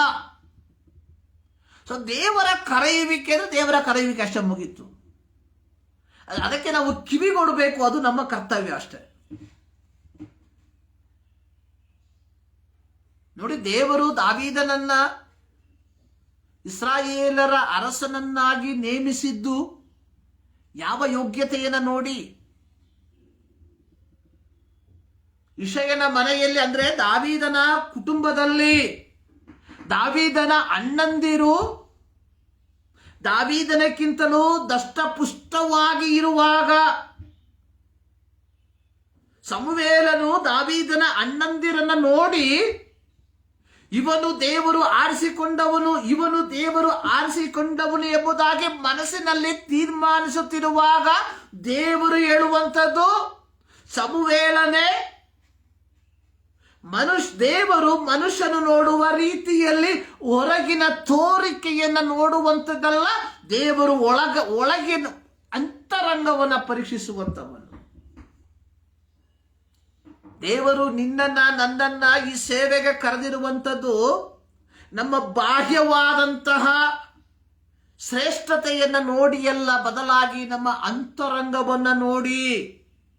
ಸೊ ಈ ಅಂತರಂಗವನ್ನು ನೋಡಿ ದೇವರು ನಮ್ಮನ್ನು ಕರೆದಿರಲಾಗಿ ನಾವು ನಂಬಿಗಸ್ತರಾಗಿ ದೇವರ ಸೇವೆಯನ್ನ ಮಾಡ್ತಾ ಇದ್ದೇವಾ? ನೋಡಿ, ದೇವರು ಇಸ್ರಾಯೇಲರ ಜೀವಿತದಲ್ಲಿ ಒಂದು ಬಿಡುಗಡೆಯನ್ನು ಕೊಡುವುದಕ್ಕೆ ತೀರ್ಮಾನಿಸಿದ್ದಾನೆ. ಅದು ಆಲ್ರೆಡಿ ಆದಿಕಾಂಡ 15ನೇ ಅಧ್ಯಾಯದಲ್ಲಿ ದೇವರು ಅಬ್ರಹಾಮನಿಗೆ ಹೇಳಿದ್ದು, ನಿನ್ನ ಸಂತತಿ ತಮ್ಮದಲ್ಲದ ದೇಶದಲ್ಲಿ 400 ವರ್ಷ ಗುಲಾಮರಾಗಿ ಇರ್ತಾರೆ, ನಂತರ ನಾನು ಅವರನ್ನು ಆಸ್ತಿವಂತರಾಗಿ ಅಲ್ಲಿಂದ ಕರ್ತರ್ತೇನೆ. ಇಟ್ ಇಸ್ ಆಲ್ರೆಡಿ ಆ ಒಂದು ದೌತ್ಯ ದೇವರು ಆಲ್ರೆಡಿ ನಿಶ್ಚಯ ಮಾಡಿದ್ದಾನೆ. 400 ವರ್ಷ ಆದಮೇಲೆ ಇಸ್ರಾಯೇಲ್ಯರು ತಾವು ದಾಸತ್ವದಲ್ಲಿರುವ ಪಟ್ಟಣದಿಂದ ಪ್ರದೇಶದಿಂದ ಬಿಡುಗಡೆ ಹೊಂದಿ ದೇವರು ಅಬ್ರಹಾಮನಿಗೆ ವಾಗ್ದಾನ ಮಾಡಿದ ಹಾಲು ಜೇನು ಹರಿಯುವ ದೇಶಕ್ಕೆ ಬಂದು ವಾಸ ಮಾಡ್ತಾರೆ. ಸೊ ಇದರಲ್ಲಿ ಮೋಶೆಯ ದೌತ್ಯ ಅನ್ನುವಂಥದ್ದು ಈ ಜನರನ್ನ ಇಲ್ಲಿಂದ ಕರ್ಕೊಂಡು ಬಂದು ಇಲ್ಲಿ ಸ್ಥಾಪಿಸುವಂಥದ್ದು ಮಾತ್ರ. ಆದ್ರೆ ಮೋಶೆ ಹೇಳ್ತಾ ಇದ್ದಾನೆ, ನನ್ನ ಕೈಲಾಗಲ್ಲ, ನಾನು ಮಂದ ನಾಲಿಗೆ ಇರುವಂತಹ ವ್ಯಕ್ತಿ. ಸೊ ನನಗೆ ವಾಕ್ಚಾತುರ್ಯವಿಲ್ಲ. ಒಬ್ಬ ವ್ಯಕ್ತಿಯ ವಾಕ್ಚಾತುರ್ಯದಿಂದ ಆತ್ಮಗಳನ್ನ ಗೆಲ್ಲೋದಕ್ಕೆ ಸಾಧ್ಯ ಇಲ್ಲ ಪ್ರಿಯರೇ. ನೋಡಿ, ವಾಕ್ಚಾತುರ್ಯದಿಂದ ಮತ್ತೊಬ್ಬನ ಕೀಸೆಯಲ್ಲಿರುವ ಹಣವನ್ನು ನನ್ನ ಕೀಸೆಗೆ ಬರ್ಸ್ಬೋದು ನಾನು. ಅನೇಕ ವರ್ಷಗಳ ಹಿಂದೆ ಒಬ್ಬ ಸೇವಕರು ಹೇಳಿದಂತ ಮಾತು, ಸುಳ್ಳು ಹೇಳ್ತಾ ಇಲ್ಲ. ಅದ ಹೇಳಿದ್ದು ಮತ್ತೊಬ್ಬನ ಜೇಬಿನಲ್ಲಿ ಇರುವಂತದನ್ನ ನಮ್ಮ ಜೇಬಿಗೆ ತರಿಸುವಂಥದ್ದು, ಅದು ಒಂದು ದೊಡ್ಡ ಏನಂತಾರೆ ಎಬಿಲಿಟಿ.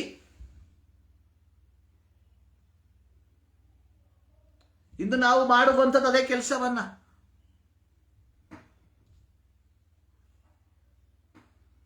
ಮೊನ್ನೆದಿಂದಲೇ ಒಂದು ವಿಡಿಯೋ ನೋಡಿದೆ, ದೊಡ್ಡ ಸೇವಕರು ಹೇಳ್ತಾ ಇದ್ದಾರೆ, ನೀವು ಸ್ವಲ್ಪ ಬಿತ್ತಿದ್ರೆ ಸ್ವಲ್ಪ ಸಿಕ್ಕುತ್ತೆ, ಜಾಸ್ತಿ ಬಿತ್ತಿದ್ರೆ ಜಾಸ್ತಿ ಸಿಕ್ಕುತ್ತೆ. ಅಂದ್ರೆ ಸೇವೆಗೆ ನೀವು ಸ್ವಲ್ಪ ಹಣ ಕೊಟ್ರೆ ನಿಮಗೆ ಸ್ವಲ್ಪ ಹಣ ಸಿಕ್ಕುತ್ತೆ. ಯಾವ ಉಪದೇಶ ಇವಲ್ಲ.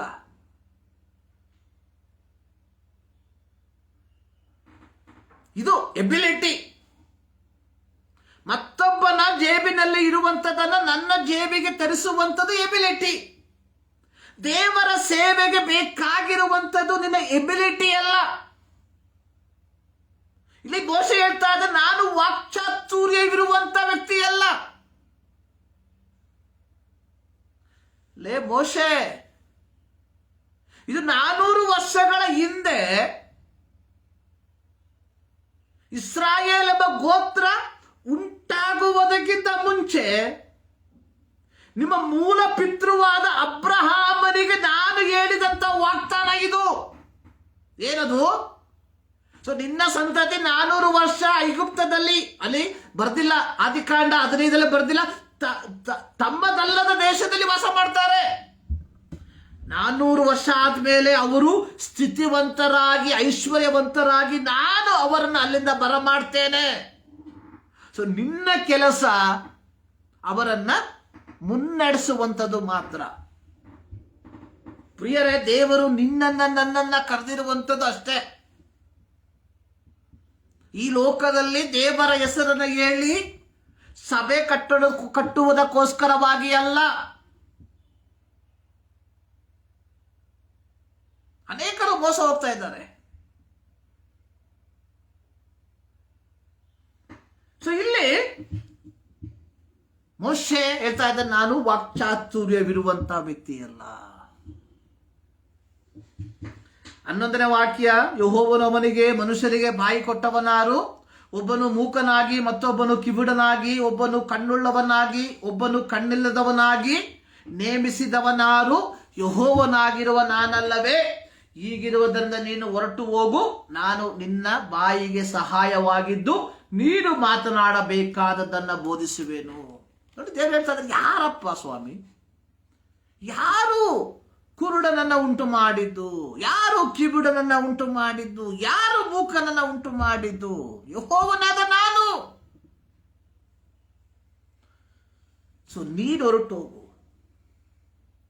ಪ್ರಿಯರೇ, ಈ ಭಾಗದ ಮೂಲಕ ನಾನು ಹೇಳ ಬಯಸುವಂಥದ್ದು,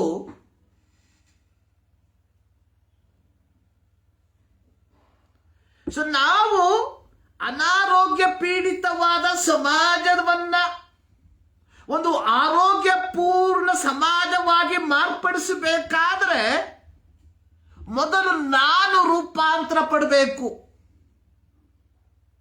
ನಾನು ರೂಪಾಂತರ ಪಡಬೇಕು ಅಷ್ಟೇ. ನೋಡಿ, ಸೊ ದೇವರು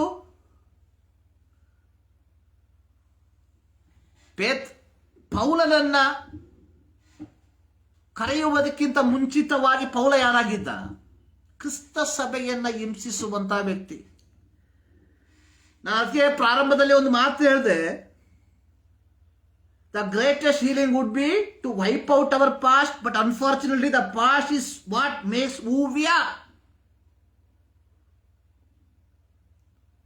ಅಂದ್ರೆ ನಾವು ಒಂದು ಗುಣಪಡಿಸುವಂತಹ ಸಮಾಜವನ್ನ ನಿರ್ಮಿಸಬೇಕಾದರೆ ನಮ್ಮ ಭೂತಕಾಲವನ್ನ ಸಂಪೂರ್ಣವಾಗಿ ತೊಡೆದಾಕಬೇಕು.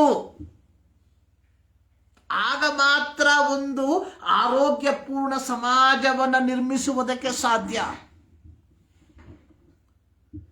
ಮೋಶೆ,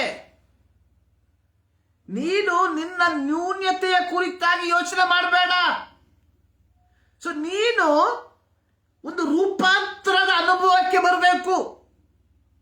ಸೊ ನಿನ್ನ ರೂಪಾಂತರ ಮಾತ್ರ, ಅದು ನೀನು ಬದಲಾದರೆ ಮಾತ್ರ ಈ ಜನಾಂಗವನ್ನು ನಾನು ಇಲ್ಲಿಂದ ತಪ್ಪಿಸಿ ನಿಮ್ಮ ಪಿತೃವಾದ ಅಬ್ರಹಾಮನಿಗೆ ಹೇಳಿದ ರೀತಿಯಲ್ಲಿ ಹಾಲು ಜೇನು ಹರಿಯುವ ದೇಶಕ್ಕೆ ನಡೆಸಿಕೊಂಡು ಹೋಗುವುದಕ್ಕೆ ಸಾಧ್ಯ. ಪ್ರಿಯರೇ, ನಾನು ಪ್ರಾರಂಭದಲ್ಲಿ ಹೇಳಿದೆ, ನೀವು ಲೋಕಕ್ಕೆ ಬೆಳಕಾಗಿದ್ದೀರಾ, ನೀವು ಲೋಕಕ್ಕೆ ಉಪ್ಪಾಗಿದ್ದೀರಾ. ಆ ಒಂದು ಅನುಭವಕ್ಕೆ ನಾವು ಬರಬೇಕಾದ್ರೆ ಅಪೊಸ್ತಲನಾದ ಪೌಲನು ತಿಮೋತಿಯನಿಗೆ ಹೇಳಿದ ರೀತಿಯಲ್ಲಿ ಕ್ರಿಸ್ತ ನಂಬಿಕೆಯನ್ನ ಕಾಪಾಡಿ ನಾವು ನಮ್ಮ ಓಟವನ್ನು ಓಡುವಂತವರಾಗಿರಬೇಕು. ಯಾವಾಗ ಕ್ರಿಸ್ತ ನಂಬಿಕೆಯನ್ನು ಕಾಪಾಡಿ ನಾವು ಓಡ್ತೇವೋ ಆಗ ನಮ್ಮ ಜೀವಿತದ ಮೂಲಕ ಒಂದು ಸಮಗ್ರವಾದಂತಹ ಬದಲಾವಣೆ ಕಾಣ್ತದೆ. ಈ ಮುಂಜಾನೆಯಲ್ಲಿ ಯೋಚನೆ ಮಾಡಿ, ನನ್ನ ಮೂಲಕ ದೇವರು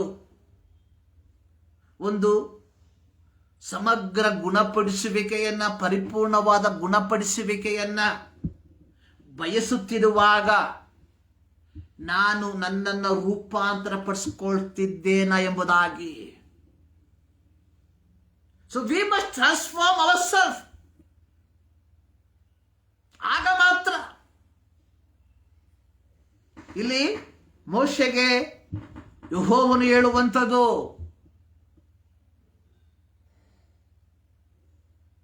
ಸೊ ನಿನ್ನ ನ್ಯೂನ್ಯತೆಯ ಕುರಿತಾಗಿ ನೀನು ಯೋಚನೆ ಮಾಡಬೇಡ.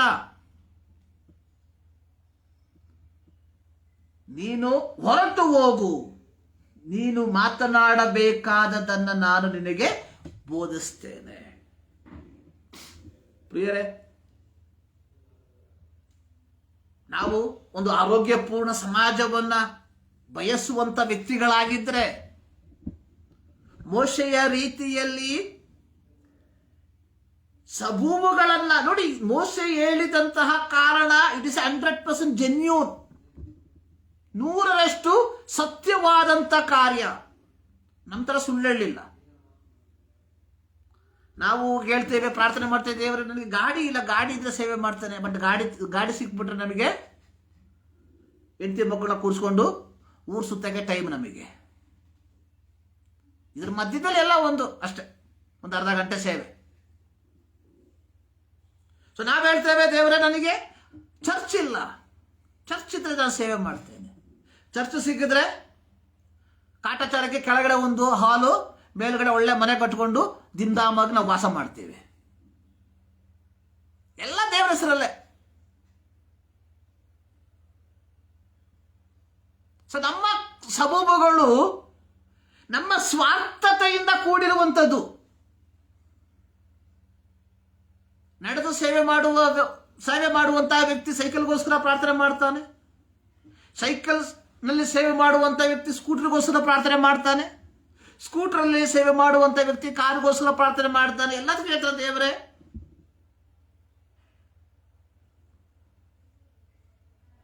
ಒಂದು ವಿಧದಲ್ಲಿ ನೋಡ್ಬೇಕಾದ್ರೆ ಸರಿಯಾದಂಥದ್ದು ಎಂಬುದಾಗಿ ನಾವು ಅನ್ಕೊಂತೀವಿ. ಆದ್ರೆ ಇದು ಎಷ್ಟರ ಮಟ್ಟಿಗೆ ಜೆನ್ಯೂನ್ ಆಗಿದೆ, ಸರಿಯಾಗಿದೆ ಎಂಬುದನ್ನು ನಮಗೆ ಮಾತ್ರ ತಿಳಿದಿರುವಂತಹ ವಿಚಾರ. ನೋಡಿ, ಇಲ್ಲಿ ಮೋಶೆಯ ಸಬೂಬು, ಮೋಶೆ ಹೇಳುವಂಥದ್ದು ಸರಿಯಾದ ಕಾರ್ಯ. ನಾನು ಬಂದ, ನನಗೆ ವಾಕ್ಚಾತುರ್ಯ ಇಲ್ಲ, ತತ್ತ ಹಂಗೆ ಪಾಪ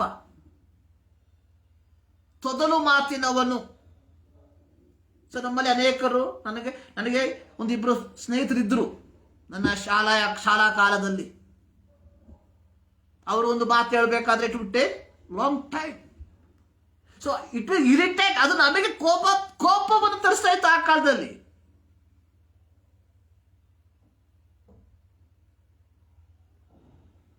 ಇಲ್ಲಿ ಮೋಶೆ ಸರಿಯಾದ ಕಾರಣವನ್ನು ಹೇಳ್ತಾ ಇದ್ದಾರೆ. ನನಗೆ ವಾಕ್ಚಾತುರ್ಯ ಇಲ್ರಿ, ನಂದು ಮಂದ.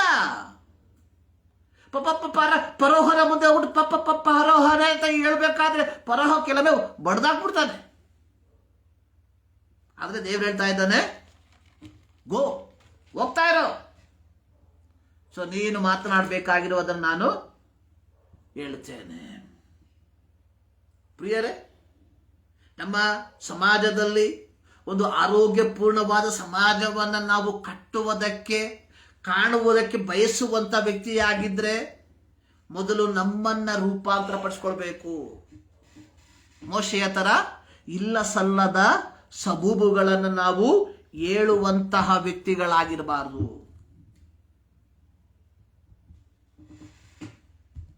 ಸೊ ಅನೇಕ ಸಂದರ್ಭಗಳಲ್ಲಿ ನಾವೇನ್ ಮಾಡ್ತೇವೆ, ಇಲ್ಲ ಸಲ್ಲದ ಸಬೂಬುಗಳನ್ನು ನಾವು ಹೇಳುವಂತಹ ವ್ಯಕ್ತಿಗಳಾಗಿ ನಾವು ಮಾರ್ಪಡ್ತೇವೆ. ಸೊ ಎರಡನೇದಾಗಿ ಒಂದು ಆರೋಗ್ಯಪೂರ್ಣ ಸಮಾಜವನ್ನು ನಾವು ಕಟ್ಟಬೇಕಾದ್ರೆ ನಾವು ದೇವರ ಚಿತ್ತವನ್ನ ಅರ್ಥ ಮಾಡಿಕೊಂಡು, ನೋಡಿ 2 ಕೊರಿಂಥ 12ನೇ ಅಧ್ಯಾಯ ಅದರಲ್ಲಿ 1ರಿಂದ 10 ವಾಕ್ಯದಲ್ಲಿ ಮೋಶೆಯ ಪೌಲನ ಕೆಲವು ಮಾತುಗಳನ್ನು ನಾವು ನೋಡ್ತೇವೆ. ಪ್ರತ್ಯೇಕವಾಗಿ ಅದರ 8ನೇ ವಾಕ್ಯದ 7ನೇ ವಾಕ್ಯದಲ್ಲಿ ನನ್ನನ್ನು ನಾನು ಹೊಗಳಿಕೊಳ್ಳದೆ ಅಥವಾ ನನ್ನನ್ನು ನಾನು ಅತಿಶಯವಾಗಿ ಹೆಚ್ಚಿಸಿಕೊಳ್ಳಬಾರದೆಂದು ಒಂದು ಶೂಲ ನನ್ನ ಶರೀರದಲ್ಲಿ ನಾಟಿದೆ. ನನ್ನನ್ನು ಗುದ್ದುವುದಕ್ಕೆ ಸೈತಾನನ ದೂತರಲ್ಲಿ ಒಬ್ಬನು ನನ್ನ ಬಳಿಗೆ ಕಳುಹಿಸಲ್ಪಟ್ಟನು. ನಾನು ಅತಿಶಯವಾಗಿ ಹೆಚ್ಚಿಸಿಕೊಳ್ಳಬಾರದೆಂತಲೇ ಇದಾಯಿತು. ಈ ಪೀಡೆಯ ವಿಷಯದಲ್ಲಿ ಅದನ್ನು ನನ್ನನ್ನು ಬಿಟ್ಟು ಹೋಗಬೇಕೆಂದು 3 ಸಾರಿ ಕರ್ತನನ್ನ ಬೇಡಿಕೊಂಡೆನು. ಅದಕ್ಕಾತನು, ನನ್ನ ಕೃಪೆಯೇ ನಿನಗೆ ಸಾಕು, ಬಲಹೀನತೆಯಲ್ಲಿಯೇ ಬಲವು ಪೂರ್ಣ ಸಾಧಕವಾಗ್ತದೆ ಎಂಬುದಾಗಿ ಹೇಳಿದ. ನೋಡಿ, ಪೌಲ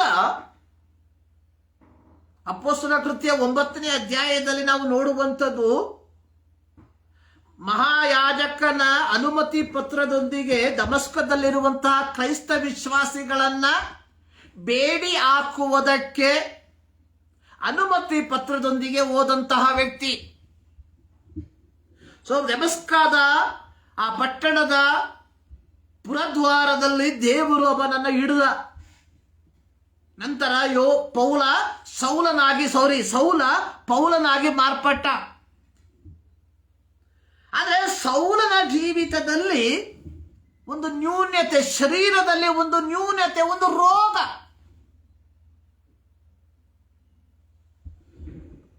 ಪೌಲ ನಮ್ಮ ರೀತಿಯಲ್ಲಿ ಪ್ರಾರ್ಥನೆ ಮಾಡ್ದ. ಏನಂತ ಪ್ರಾರ್ಥನೆ ಮಾಡ್ದ? ಈ ಪೀಡೆಯು ನನ್ನನ್ನು ಬಿಟ್ಟು ಹೋಗುವಂತೆ. ಅದು ಏನೆಂಬುದಾಗಿ ನಮಗೆ ಗೊತ್ತಿಲ್ಲ. ಒಂದು ರೋಗ, ಒಂದು ಶಾರೀರಿಕವಾದ ವೈಕಲ್ಯ. ಆ ವೈಕಲ್ಯ ಬಿಟ್ಟು ಹೋಗುವಂತೆ ದೇವರಲ್ಲಿ ಪ್ರಾರ್ಥನೆ ಮಾಡ್ದ. ಎಷ್ಟು ಸಾರಿ ಪ್ರಾರ್ಥನೆ ಮಾಡ್ದ? 3 ಸಾರಿ ಪ್ರಾರ್ಥನೆ ಮಾಡ್ದ. ನೋಡು, ಕರೆಕ್ಟಾಗಿ ಹೇಳ್ತಾ ಇದ್ರೆ, ಐ ಪ್ರೈಡ್ 3 times. ಆದರೆ ದೇವರು ಹೇಳ್ತಾ ಇದ್ದಾನೆ, ದೇವರೇನು ಹೇಳೋರು?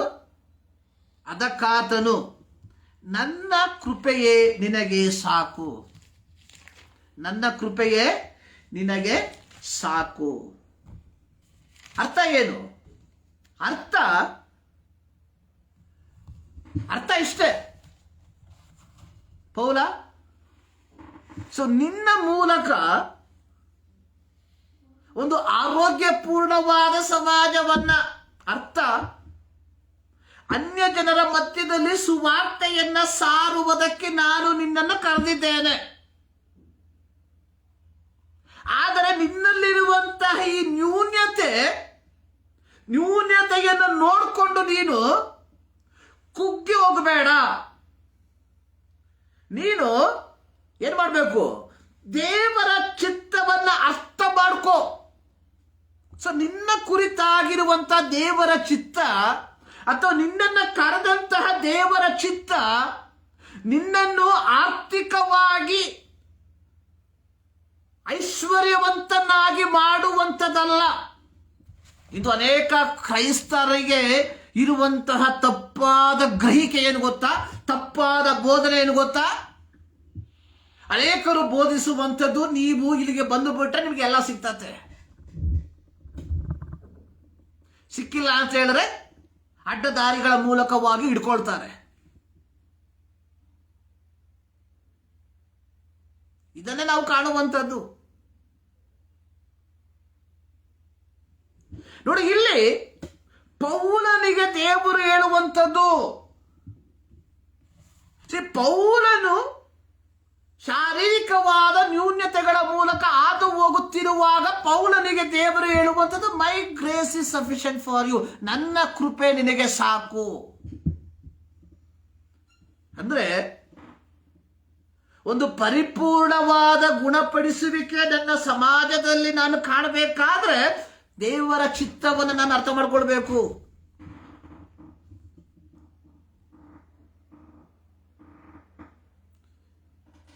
ನೋಡಿ, ನಾವು ಹಾಡಿದ್ವಿ, ನನ್ನ ಯೇಸುವಿನ ಕೃಪೆಯೇ ನನಗೆ ಸಾಕು ಈ ಲೋಕದೋಳ್, ನಾನು ಸ್ಥಿರನಾಗಿ ಮುಂದೆ ಹೋಗುವೆನು ಆ ಗುರಿ ಮುಟ್ಟುವ ತನಕ. ಇವತ್ತು ನಮ್ಮಲ್ಲಿ ಏನಾದರೂ ನ್ಯೂನ್ಯತೆಗಳು, ಶಾರೀರಿಕವಾದ ನ್ಯೂನ್ಯತೆಗಳು ಇದ್ರೆ, ಆರ್ಥಿಕವಾಗಿ ನಾವು ಕೆಳಮಟ್ಟದಲ್ಲಿ ಇದ್ರೆ, ಇಂದು ಕ್ರೈಸ್ತ ಸಮೂಹ ನಮ್ಮನ್ನ ನೋಡಿ ಹೇಳುವಂಥದ್ದು ಇವನು ಪಾಪಿ. ಹೌದಲ್ವ? ದೇವರ ಆಶೀರ್ವಾದ ಅಂದ್ರೆ 2 ಅಂತಸ್ತಿನ ಮನೆ, ದೊಡ್ಡ ಒಂದು ಕಾರು. ಕನ್ನಡದಲ್ಲಿ ಒಂದು ಮಾತು ಹೇಳ್ತಾರೆ, ಯಾರಪ್ಪನ ದುಡ್ಡು ಎಲ್ಲಮ್ಮನ ಜಾತ್ರೆ. ಇವತ್ತು ಕ್ರೈಸ್ತರಾಗಿರುವಂತ ಅನೇಕ ಸೇವಕರು ಇದೇ ಮಾಡ್ತಾ ಇರುವಂಥದ್ದು. ಯಾರ್ದೋ ದುಡ್ಡು, ಜಾತ್ರೆ ಇವ್ರದ್ದು, ಹೆಸರು ಮಾತ್ರ ಸೇವೆ. ನಾನು ಹೇಳ್ದಲ್ಲ, ನಿನ್ನೆ ಒಂದು ಪ್ರಸಂಗ ಕೇಳಿದೆ, ಅದೇ ಮನುಷ್ಯ ಹೇಳ್ತಾ ಇದ್ದಾನೆ, ದೇವರ ಸೇವೆ ಉಚಿತವಾಗಿ ಕೊಡುವಂಥದ್ದಲ್ಲ, ನೀವು ದುಡ್ಡು ಕೊಡಬೇಕು. ಕೇರಳದಲ್ಲಿ ಒಬ್ಬ ಪಾಸ್ಟರ್ ಪ್ರಸಂಗ ಮಾಡಿರುವಂಥದ್ದು. ನೋಡಿ, ಮತ್ತಾಯನ ಸುವಾರ್ತೆಯಲ್ಲಿ ಯೇಸು ಸ್ವಾಮಿ ಹೇಳ್ತಾರೆ, ಉಚಿತವಾಗಿ ಹೊಂದಿದ್ದೀರಿ, ಉಚಿತವಾಗಿ ಕೊಡ್ರಿ. ರಕ್ಷಣೆ ಉಚಿತ. ಪ್ರಸಂಗ ಉಚಿತ, ದೇವರು ಕೊಡುವಂಥದ್ದು, ನಿನ್ನದಲ್ಲ ಇದು. ಆದ್ರೆ ಈ ವ್ಯಕ್ತಿ ಹೇಳ್ತಾ ಇದ್ದಾನೆ, ಇನ್ನೊಬ್ರು ವ್ಯಕ್ತಿ ಹೇಳ್ತಾ ಇದ್ದಾರೆ, ತಮಿಳುನಾಡಿಂದ ಹೇಳ್ತಾ ಇದ್ದಾರೆ, ನೀವು 1 ಚೀಲ ಕೊಟ್ಟರೆ 1 ಚೀಲ ಸಿಗುತ್ತೆ, 10 ಚೀಲ ಕೊಟ್ಟರೆ 10 ಚೀಲ ಸಿಗುತ್ತೆ, ಧಾರಾಳವಾಗಿ ಕೊಟ್ಟರೆ ಧಾರಾಳವಾಗಿ ಸಿಗುತ್ತೆ. ಪಾಪ 10,000 ರೂಪಾಯಿ ಕೆಲಸ ಸಂಬಳ ಸಿಕ್ಕುವಂಥವನು 10,000 ರೂಪಾಯಿ ಕೊಟ್ಟರೆ ಅವನೇನು ಮಾಡ್ತಾನೆ? ಬಾಡಿಗೆ ಯಾರು ಕೊಡ್ತಾರೆ ದುಡ್ಡನ್ನ? ಅವನ ಹೊಟ್ಟೆ ತುಂಬತದಷ್ಟೇ. ನೋಡಿ, ಟು ನೋ ದ ವಿಲ್. ಇಂದಿನ ಸಮಾಜ ಹೇಳ್ತಾ ಇದೆ, ನಾವು ಆರ್ಥಿಕವಾಗಿ ಕಮ್ಮಿ ಆಗಿದ್ರೆ we are not right with God. If you are right with God, ನೀನು ದೇವರೊಂದಿಗೆ ಸರಿಯಾಗಿದ್ರೆ ನೀನು ಆರ್ಥಿಕವಾಗಿ ದೇವರು ನಿನ್ನ ಆಶೀರ್ವಾದ ಮಾಡ್ತಾ ಇದ್ದ.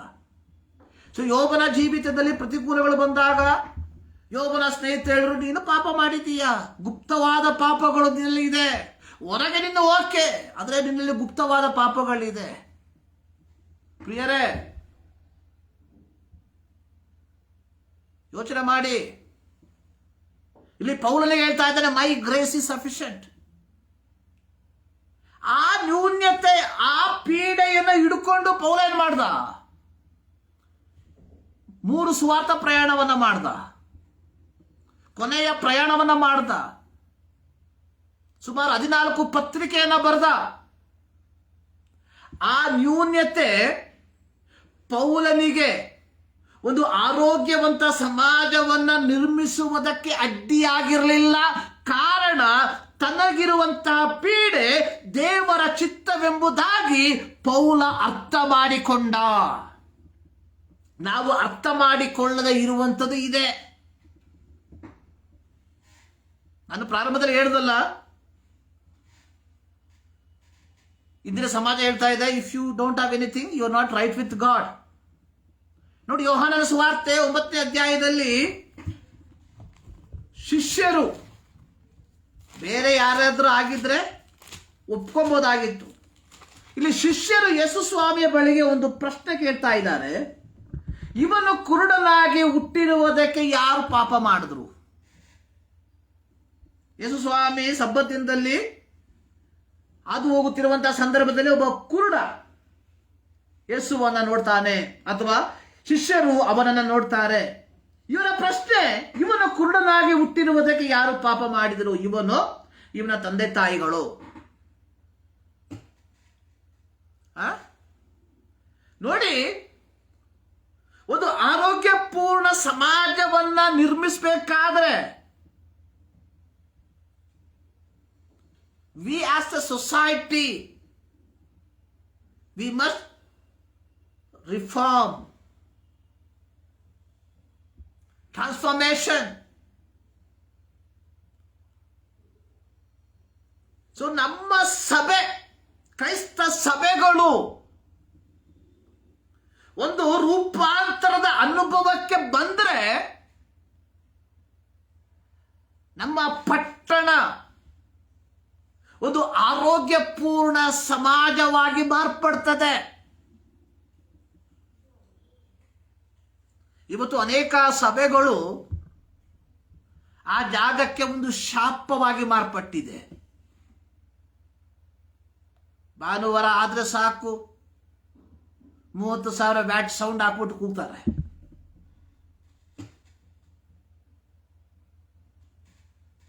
ನೋಡಿ, ಇಲ್ಲಿ ಶಿಷ್ಯರು ಕೇಳುವಂಥದ್ದು, ಯಾರು ಪಾಪ ಮಾಡಿದ್ರು? ಇವನ ತಂದೆ ತಾಯಿಗಳು.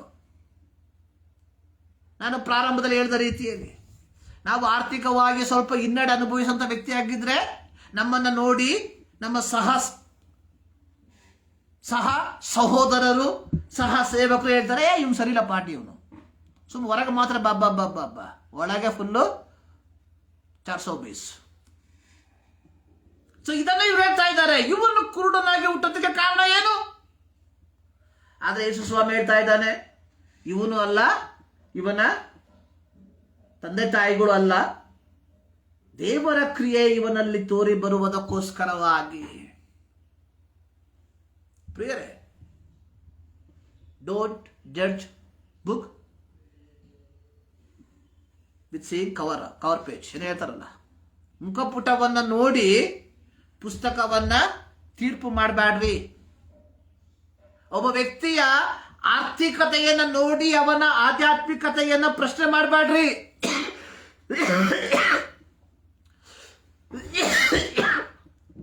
ಒಬ್ಬ ವ್ಯಕ್ತಿ ಹಾದು ಹೋಗುವಂತಹ ಅನಾರೋಗ್ಯವನ್ನ ನೋಡಿ ಅವನ ಆಧ್ಯಾತ್ಮಿಕತೆಯನ್ನ ನೀವು ಪ್ರಶ್ನೆ ಮಾಡಬೇಡ್ರಿ.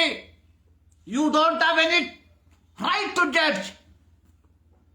ಯಾರನ್ನು ವಿಧಿಸುವಂತ ಅಧಿಕಾರ ನಿನಗಿಲ್ಲ. ಮೊದಲು ಯೋಚನೆ ಮಾಡು, ನೀನು ಸಂಪಾದಿಸಿರುವಂತಹ ರೀತಿ ಯಾವುದು ಎಂಬುದಾಗಿ.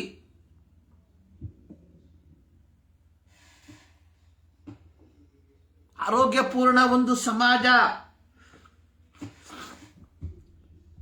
ಅನಾರೋಗ್ಯದಲ್ಲಿರುವಂತಹ ಸಮಾಜವನ್ನ ಒಂದು ಆರೋಗ್ಯಪೂರ್ಣವಾದ ಸಮಾಜವಾಗಿ ಮಾರ್ಪಡಬೇಕಾದ್ರೆ ಮೊದಲು ನಾನು ಬದಲಾಗಬೇಕು. ಸೊ ಎರಡನೇದಾಗಿ ನಾನು ಒಳಗೊಂಡಿರುವಂತಹ ಸಭೆ ಬದಲಾಗಬೇಕು. ಯಾಕಂದ್ರೆ ನಾವೇ ತಾನೆ ಲೋಕಕ್ಕೆ ಬೆಳಕಾಗಿ, ಲೋಕಕ್ಕೆ ಉಪ್ಪಾಗಿ ದೇವರು ನಮ್ಮನೆ ತಾನೆ ಇಟ್ಟಿರುವಂಥದ್ದು. ಸೊ ನಮ್ಮ ಸಮಾಜ ಬೆಳಕನ್ನ ಕಾಣಬೇಕಾದ್ರೆ ನಾನು ಬದಲಾಗಬೇಕು. ನನ್ನ ಸಮಾಜ ರುಚಿಯನ್ನು ಹೊಂದ್ಕೊಳ್ಬೇಕಾದ್ರೆ ನಾನು ಬದಲಾಗಬೇಕು. ಸೊ ನನ್ನ ಸಮಾಜ ಬೆಳಕನ್ನ ಕಾಣಬೇಕಾದ್ರೆ ನನ್ನ ಸಭೆ ಬದಲಾಗಬೇಕು. ನನ್ನ ಸಮಾಜ ರುಚಿಯನ್ನು ಅನುಭವಿಸಬೇಕಾದ್ರೆ ನನ್ನ ಸಭೆ ಬದಲಾಗಬೇಕು. ಮೂರನೇದಾಗಿ ನನ್ನ ಸಮಾಜ ಬೆಳಕನ್ನು ಕಾಣಬೇಕಾದ್ರೆ, ನನ್ನ ಸಮಾಜ ರುಚಿಯನ್ನು ಅನುಭವಿಸಬೇಕಾದ್ರೆ ದೇವರ ಚಿತ್ತವನ್ನು ನಾನು ಅರ್ಥ ಮಾಡ್ಕೊಳ್ಬೇಕು. ನಾನು ಬಡವನಾಗಿಯೇ ನನ್ನ ಜೀವಿತವನ್ನ ಪೂರೈಸುವಂತಹ ಸ್ಥಿತಿ ಇದ್ರೆ ಲೆಟ್ ಇಟ್ ಗೋ, ಮುಗೀತ್. What is there? ಸೊ ನೀನು ಸಂಪಾದನೆ ಮಾಡಿ ಏನು ಸಾಧಿಸ್ತೆ? ಯೋಚನೆ ಮಾಡಿ. ಈಗ ನಿಮ್ಮ ಮಕ್ಕಳಿಗೋಸ್ಕರವಾಗಿ ಕೋಟಿಗಟ್ಟಲೆ ಮಾಡಿಟ್ರಿ, ಅವರು ತಮ್ಮಿಷ್ಟದ ಪ್ರಕಾರವಾಗಿ ಬದುಕಿದ್ರು. So who remember you? ನಿನ್ನ ಮಕ್ಕಳು ನಿನ್ನನ್ನು ಯೋಚನೆ ಮಾಡ್ಬೋದು, ಅವ್ರ ಮಕ್ಕಳು ಅಷ್ಟೇ ಮ್ಯಾಕ್ಸಿಮಮ್, ಅದು ನೀನು ಬದುಕಿದ್ರೆ. So I remember my dad, ನನ್ನ ತಂದೆಯನ್ನು ನಾನು ಯೋಚನೆ ಮಾಡ್ತೇನೆ. But my children I don't know, ಅವ್ರು ನೋಡಿಲ್ಲ ಪಾಪ. ಯಾಕೆ ನಾನು 13 ವಯಸ್ಸಿರ್ಬೇಕಾದ್ರೆ ನಮ್ಮ ಅಪ್ಪ ತಿರೋಗ್ಬಿಟ್ಟಿದ್ದಾರೆ. ಬಟ್ ನಾನು ಈ ಥರ ಹೇಳೋದ್ರಿಂದ ಅವ್ರಿಗೆ ಗೊತ್ತು ಥೋಮಸ್ಸು ನಮ್ಮ ತಾತ ಅಂತ ಹೇಳ್ಬಿಟ್ಟು. ಬಟ್ ಅವ್ರಿಗೆ ಗೊತ್ತು, ಅವ್ರ ಬುಕ್ ನೋಡಿಲ್ಲ, ಫೋಟೋ ಮಾತ್ರ ನೋಡಿರೋದು. ಅವ್ರ ಮಕ್ಕಳಿಗೆ ಫಿನಿಶ್. ಸೊ ನಮ್ಮಪ್ಪ ಯಾರು ಎಂಬುದಾಗಿ ನನ್ನ 2ನೇ ತಲೆಮಾರಿಗೆ ಗೊತ್ತಿಲ್ಲ. ನೀನು ಎಷ್ಟೇ ಸಂಪಾದನೆ ಮಾಡ್ರೂ ಅಷ್ಟೇ ಮುಗೀತು. So nobody is going to remember. But then why? ಯಾತಕ್ಕೋಸ್ಕರವಾಗಿ ನಿಮ್ಮ ಆತ್ಮವನ್ನು ನಷ್ಟಪಡಿಸಿಕೊಂಡು ತಪ್ಪಾದ ಮಾರ್ಗದ ಮೂಲಕ ದೇವರ ಹೆಸರನ್ನು ಹೇಳಿ ಸಂಪಾದನೆ ಮಾಡುವಂಥದ್ದು? If God's will in this situation, let it be. ಅಷ್ಟೇ ಮುಗೀತು. ಪೌಲನಿಗೆ ಹೇಳ್ತಾ ಇದ್ದಾರೆ, ಮೈ ಗ್ರೇಸ್ ಇಸ್ ಸಫಿಷಿಯಂಟ್. ನನ್ನ ಕೃಪೆ ನಿನಗೆ ಸಾಕು, ಬೇರೆ ಏನು ಬೇಡ. ಪ್ರಿಯರೇ, ಈ ಮುಂಜಾನೆಯಲ್ಲಿ ಯೋಚನೆ ಮಾಡಿ, ಒಂದು ಆರೋಗ್ಯಪೂರ್ಣ ಸಮಾಜ ಉಂಟಾಗಬೇಕಾದ್ರೆ ಮೊದಲು ನನ್ನಲ್ಲಿ ಬದಲಾವಣೆ ಆಗಬೇಕು. ನಾನು ಒಳಗೊಂಡಿರುವಂಥ ಸಭೆಯಲ್ಲಿ ಬದಲಾವಣೆ ಆಗಬೇಕು. 3ನೇದಾಗಿ ದೇವರ ಚಿತ್ತ ಏನೆಂಬುದಾಗಿ ನಾನು ಅರ್ಥ ಮಾಡಿಕೊಂಡು ಅದಕ್ಕನುಗುಣವಾಗಿ ನಾನು ಸೇವೆ ಮಾಡುವಂಥವನಾಗಿರಬೇಕು. ಈ ಮುಂಜಾನೆಯಲ್ಲಿ ಸರ್ವಶಕ್ತನಾದ ದೇವರು ಈ ಮಾತುಗಳ ಮೂಲಕ ನಿಮ್ಮನ್ನು ಆಶೀರ್ವದಿಸಲಿ. ಪ್ರಾರ್ಥನೆ ಮಾಡೋಣ. ಸರ್ವಶಕ್ತನೇ, ಮತದಾವರ್ತಿ ನಮ್ಮನ್ನೇ ನಿಮ್ಮ ಕರಗಳಿಗೆ ಸಮರ್ಪಿಸ್ತಾ ಇದ್ದೇವೆ. ನಿಮ್ಮ ಪ್ರೀತಿಗಾಗಿ, ನಿಮ್ಮ ಕರುಣೆಗಾಗಿ ಸ್ತೋತ್ರ. ನಿಮ್ಮ ವಾಕ್ಯದ ಗುಣಾರ್ಥಗಳನ್ನು ನಮಗೆ ತಿಳಿಯಪಡಿಸಿದ್ದಕ್ಕಾಗಿ ಸ್ತೋತ್ರ. ಪ್ರಾರ್ಥನೆ ಕೇಳಿದ್ದಕ್ಕಾಗಿ ಸ್ತೋತ್ರ. ಯೇಸು ಕ್ರಿಸ್ತನ ಬುದ್ಧ ನಾಮದಲ್ಲಿ ಬಿಡುತ್ತೇವೆ ತಂದೆ. ನಮ್ಮ ಕರ್ತನಾದ ಯೇಸು ಕ್ರಿಸ್ತನ ಕೃಪೆ, ತಂದೆಯಾದ ದೇವರ ಪ್ರೀತಿ, ಪವಿತ್ರಾತ್ಮನ ನ್ಯೂನತೆ ಈ ಮುಂಜಾನೆಯಲ್ಲಿ ನಮ್ಮ ಸಂಗಡ ಸದಾಕಾಲವು ನೆಲೆಗೊಂಡಿರಲಿ. ಆಮೇಲೆ ಮತದಾವರ್ತಿ ನಿಮ್ಮೆಲ್ಲರಿಗೂ ಯೇಸು ಕ್ರಿಸ್ತನ ನಾಮದಲ್ಲಿ ನಮ್ಮ ಪ್ರೀತಿಯ ವಂದನೆಯನ್ನು ತಿಳಿಸ್ತಾ ಇದ್ದೇವೆ. ದೇವರು ನಿಮ್ಮನ್ನು ಧಾರಾಳವಾಗಿ ಆಶೀರ್ವಾದ ಮಾಡಲಿ.